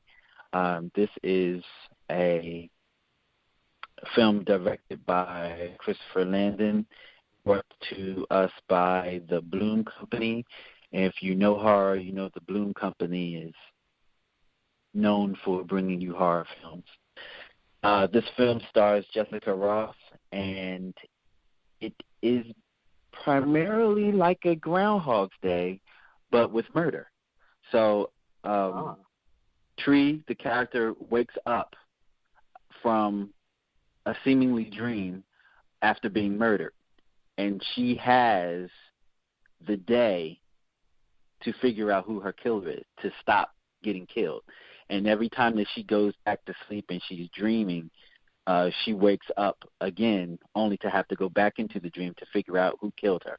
And each time that she goes back, she becomes more and more aware of what's going on. It's very, very interesting. It's very, very campy. The movie grossed $53.6 million over the weekend. The budget was only $4.8 million, so they're winning. I would like to see this become a cult classic. I really enjoyed it. I didn't know what to think going into it. I didn't know. I kind of thought that it may have had the same appeal as Scream, That campy thing that becomes a cult classic. The satire. I'm hoping that this still will catch on. It's doing pretty well. It made pretty good money. I enjoyed it. And I'm going to keep that there, and then I'm going to talk about the other film, and then I'm going to come back to this one. So the second film I saw was Geostorm, which stars Gerard Butler, Abby Cornish, Ed Harris, and Andy Garcia. And this film is about global warming and the nations coming together to create a satellite system that actually controls the weather on Earth, so they can actually save us with these satellites. But lo and behold, the satellites go wrong and something happens, and these geostorms happen. So, of course, the storms on the big screen are magnificent. The destruction, the wonderment, the waves, the crashing, the earthquakes, the hurricanes, all of that is wonderful on the big screen. This film cost them $120 million to make. They only brought in 62.9.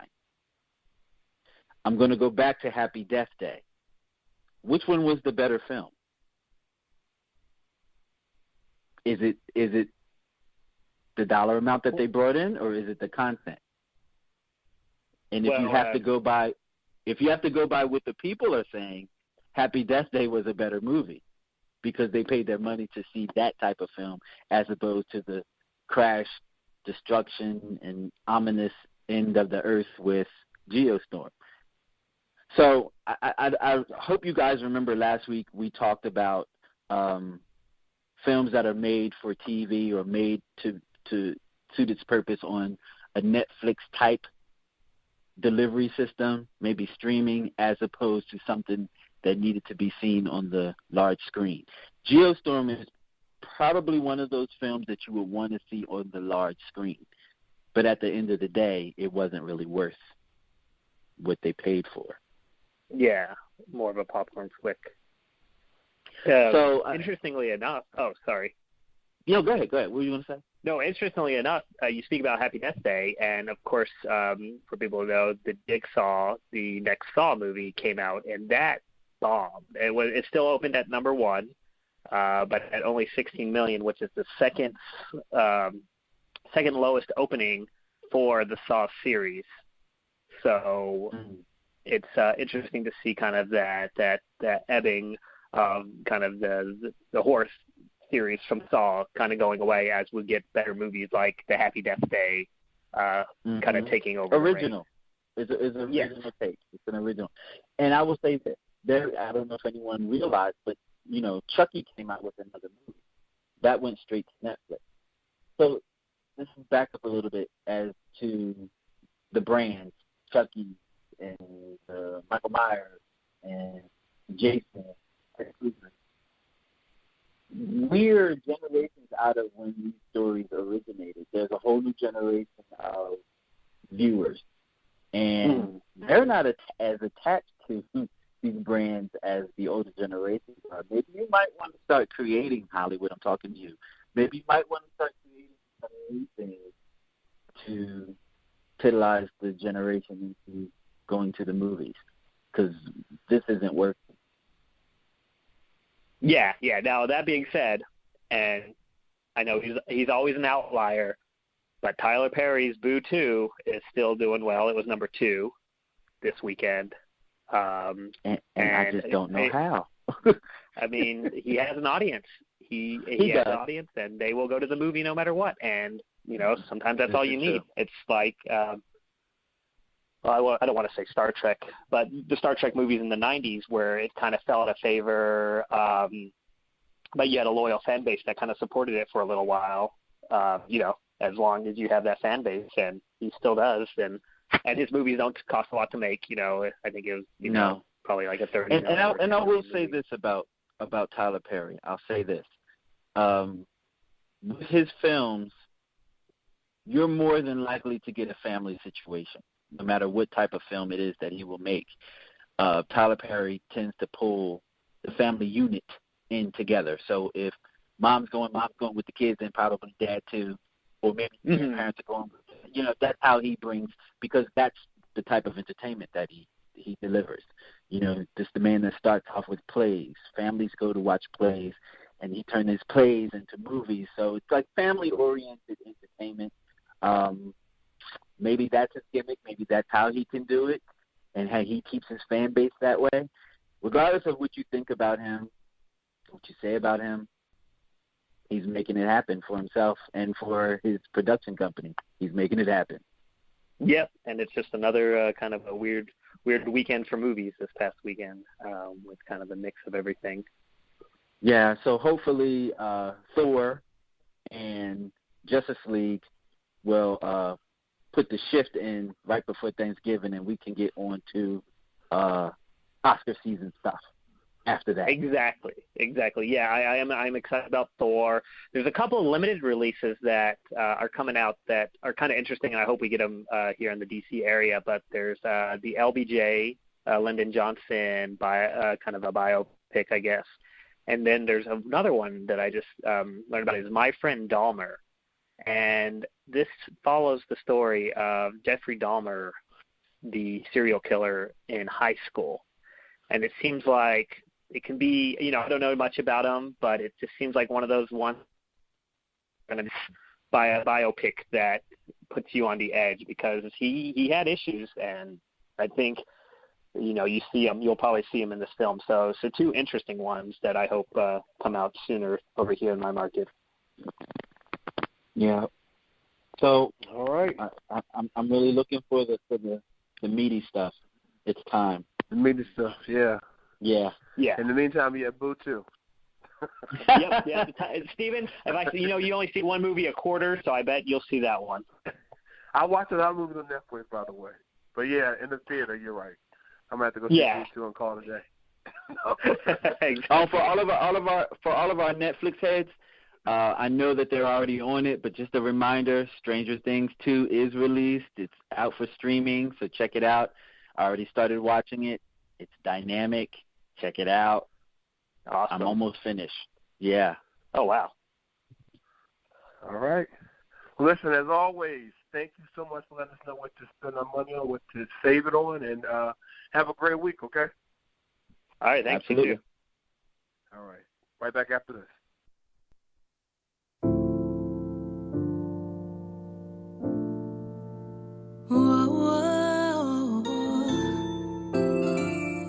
Yeah.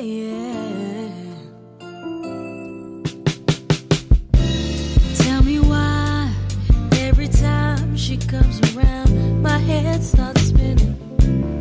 Is there something going on? Or maybe I'm just tripping. But there's this one thing that's got me tempest tossed. But I don't want this to be another love that's lost, because I can't sleep at night, and thoughts keep running through my mind. I don't know the reason why, so I'll hide my tears inside so you won't see me cry. I don't have a reason. I don't have a reason.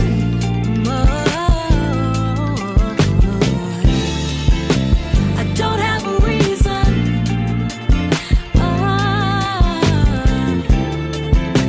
I don't have a reason.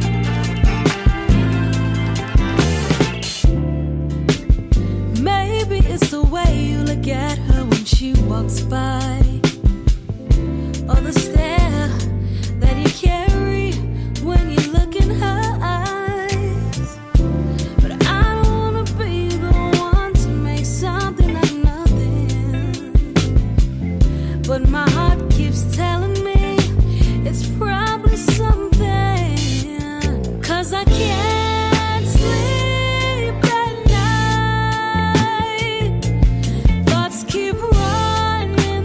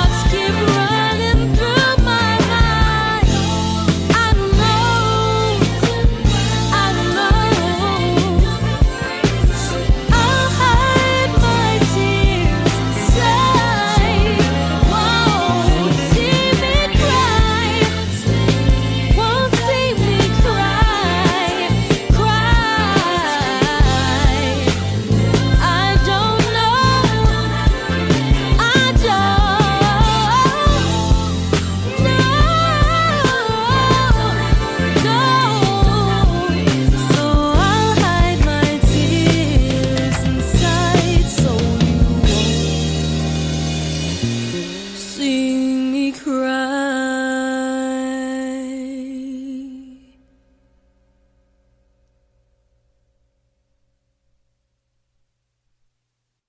Welcome back to the Stephen Knight Show. Aaron Cosby, how's it going? All is well, Stephen Knight. What about yourself? I can't complain out here in New Brunswick, New Jersey. I spent the weekend in New York, and so had some work to do out here today in New Brunswick. So here I am in chilly New Brunswick, but, you know. Nice. You following your team, huh? Right.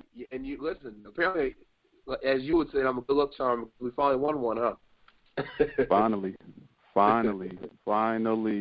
Hopefully they can keep it up. But keep it up, yeah. I don't know. The Saints, might think otherwise. So yeah, because you said the Saints see. are starting the Saints are doing their thing now. So you think that Saints are doing their thing? Yeah. Who's gonna win in that matchup? Oh, Saints. Yeah, Saints. The Falcons' heads, their heads not right now. Like there's, like I said, on past episodes, like there's just something. There's a psychological element to that to them right now. There's some issues there. So, but yeah, Saints. I got the Saints. All right. We'll see what happens. Yeah. For sure. Yeah. Now the other Georgia football team that's actually playing very well, not Georgia Tech, by the way, is the University of Georgia. Yeah. They are 8-0, undefeated, ranked number 2 in the country behind Alabama. Like who'd have thought? Georgia. Georgia, like, if they keep this up, man, they could possibly be in the playoffs, playing for the national championship. So, you see that happen? I do, yeah. Oh, yeah. Okay. Yeah. Come on, Georgia. Anything is possible, This is true. If Donald Trump can be president, anything is possible. Anything is possible. Anything's possible. Let's see what else is going on. Of course, the World Series. Yeah. Have you been watching it? I watched some of it. I got to New York on Friday. Me and Miss Parker, and we went to this. We met some of her friends and went to this little bar, and it turns out it's a Texas bar. So they had, Texas played on. Houston played on Friday. And they, you would have thought we were in Houston. They had on the jerseys and the hats. They were doing the chants. It was crazy. I was like, we're in New York. But yeah, wow. So they have some big fans out here. There's some big fans there. So yeah, and then I know they played again yesterday. So what are your thoughts? It was an epic game. Yeah, they were going off. What are your thoughts so far on everything? I'm not a baseball fan, right? But I am a fan of great play. Yeah. And this series has been stellar. Just great. Game 5 went into overtime. Mm-hmm. Houston won by I think the final score was 13-12. Like it was just epic. It was just it was crazy. That's what crazy. playoffs are meant to be. You know what I mean? You're right. Yeah. It's really it's good for the game of baseball. Like right, exactly. So it's good. It's good. Let's see, basketball, the NBA. If I was to ask you who were the top 2 teams in the league right now, who would you say? I don't know. What are your thoughts on that? Who? Okay, not who. What are the 2 teams that you usually always hear about? Of course, the Cavs. And what's the name? Steph Curry. His team. Golden State Warriors. Golden State Warriors. Brain freeze. There you go. Yeah, I'm with you. I'm with you. Okay. Cavs, Warriors. All right. Right. Well, the best two teams right now, and it's not even close. It's actually the Pistons and the Memphis Grizzlies. The Detroit Pistons have the best record in the Eastern Conference. Wow. And the Memphis Grizzlies have the best record in the Western Conference. And that's interesting. Yeah, and if the playoffs were to start right now, Cleveland would not be in it. They are not even one of the top 8 teams in the Eastern Conference right now. They are struggling. They are struggling big time. It's interesting because I know you said last year that you got tired of seeing the same teams dominating each season. So now it's got to pick things up, Got to. But now, do I think that these two teams will be on the top once the season ends? No. Right. I think that the Warriors and the Cavs are going to make the needed adjustments. Okay, especially with the Cavs. Right. There's a lot of new guys on the team now, so they got to get used to each other. It's going to take a second. Right. It's going to take a second, but bruh, once they get it together, man, if nobody gets injured, they're going to be good. So, but yeah, the Pistons are playing great ball. Come on, Pistons, come through. The Pistons are coming through. Yes, Detroit, coming through. The Lions aren't playing well. They're average, whatever. But the Pistons are coming through. Yeah. All right. Yeah, and that's pretty much it in sports, man. I'm trying to think anything else. Was got the World Series. We talked about basketball. Talked about college football. We talked about the NFL. I could go on and on about the NFL with the with the Houston Texans owner and all that stuff that he was saying and everything. Yeah, but most of them kneeled yesterday. Most of the players kneeled yesterday in response to that. Yeah. So, which I thought was appropriate. Yeah, it was appropriate. Mm-hmm. It was appropriate, and I don't know. Well, the owner's saying that what he said was taken out of context, and that he was not actually referring to the players. I'm curious to know. Well, then who were you referring to? Right. Exactly. Right. Who were you? Who? Yeah. I'm because I was actually trying to think about. Okay, if he's not referring to the players, I mean, who? Yeah. Who are you referring to? Like that. So, I think that he said what he said. Right. And it was directed at the players, and it's 2017, and people aren't they're just not going to take that anymore. This is not the 1970s and 60s and 80s where you can just say some stuff like that. Say what you want to say, right? And nah, sorry, it's not happening. So I got this Colin Kaepernick sweat hoodie. I've got it, and I wore it to the airport Friday, leaving Atlanta, coming to New York. And this white guy came to me and said, I love your sweatshirt. Oh, nice. Yeah, nice. Yeah. But everybody was looking at it, just looking. Everybody getting it. That's all. I loved it. See, yeah, people get it. It's they get it. There's some people that are stuck or set in their ways and everything, but for the most part, people get it. Exactly. Even if they don't agree with it, they understand the sentiment behind it. Yeah. So absolutely. Anyway, but yeah, so that's all, man. In sports, I ain't got nothing to talk about. And I gotta go class. Where can everybody follow you on social media? First name, last name on Facebook, Twitter, and the Gram. All right. Have a good week, man. I appreciate you. Yes, sir. Same to you, brother. We'll be right back after this.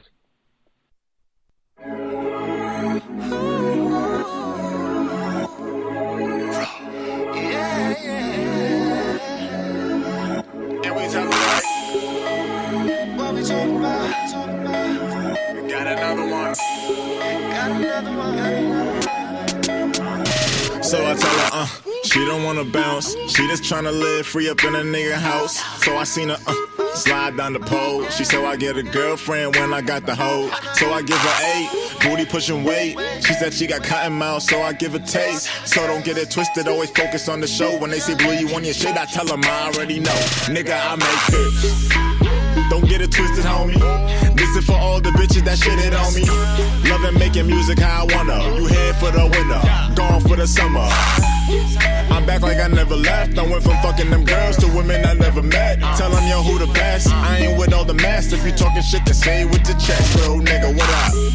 I got a girl to make you say damn. Yeah. Got a girl to make you say what's up. Say what's up. Got a girl to make you real mad. Real mad. I got a girl.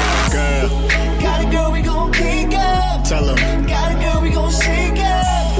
Got a girl we gon' do it. Tell them I got a girl. She's bad, she knows it. Yeah, she know it. Flossy 'cause she got it. Yeah, yeah. And everybody knows it. Yeah. She's bad. Bad and she knows it. Flossy 'cause she got it. And everybody knows it. She's bad. Baby girl know she run the show. I ain't gotta tell her, she already know. I ain't looking for a chick that give and go. Every time I see her, niggas like, whoa. She a light skin and she 18. She breaking necks when she step up on the scene. It's a routine, tell the people mind they beeswax. M3 the team, take a second and believe that. I was all up in the light. Ask me how I do it, I just tell them sunlight. Hell yeah, fucking right. Shorty bad, got me caught up in the life. The public saying I'm on with it. With this, I need some Dom Perignon with it. Ha. But let me stop, cause I ain't heavy on the drinks though. But soon a nigga ballin', probably stepping on a Mick. I got a girl to make you say damn. Got a girl to make you say what's up. Got a girl to make you real mad. I got a girl. Got a girl we gon' kick up. Got a girl we gon' shake up. Got a girl we gon' do it. I got a girl. She's bad and she knows it. Flossy 'cause she got it. And everybody knows it. She's bad. Bad and she knows it. Flossy 'cause she got it. And everybody knows it. She's bad.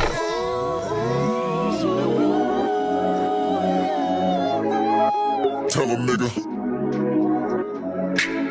Manny, tell him, nigga.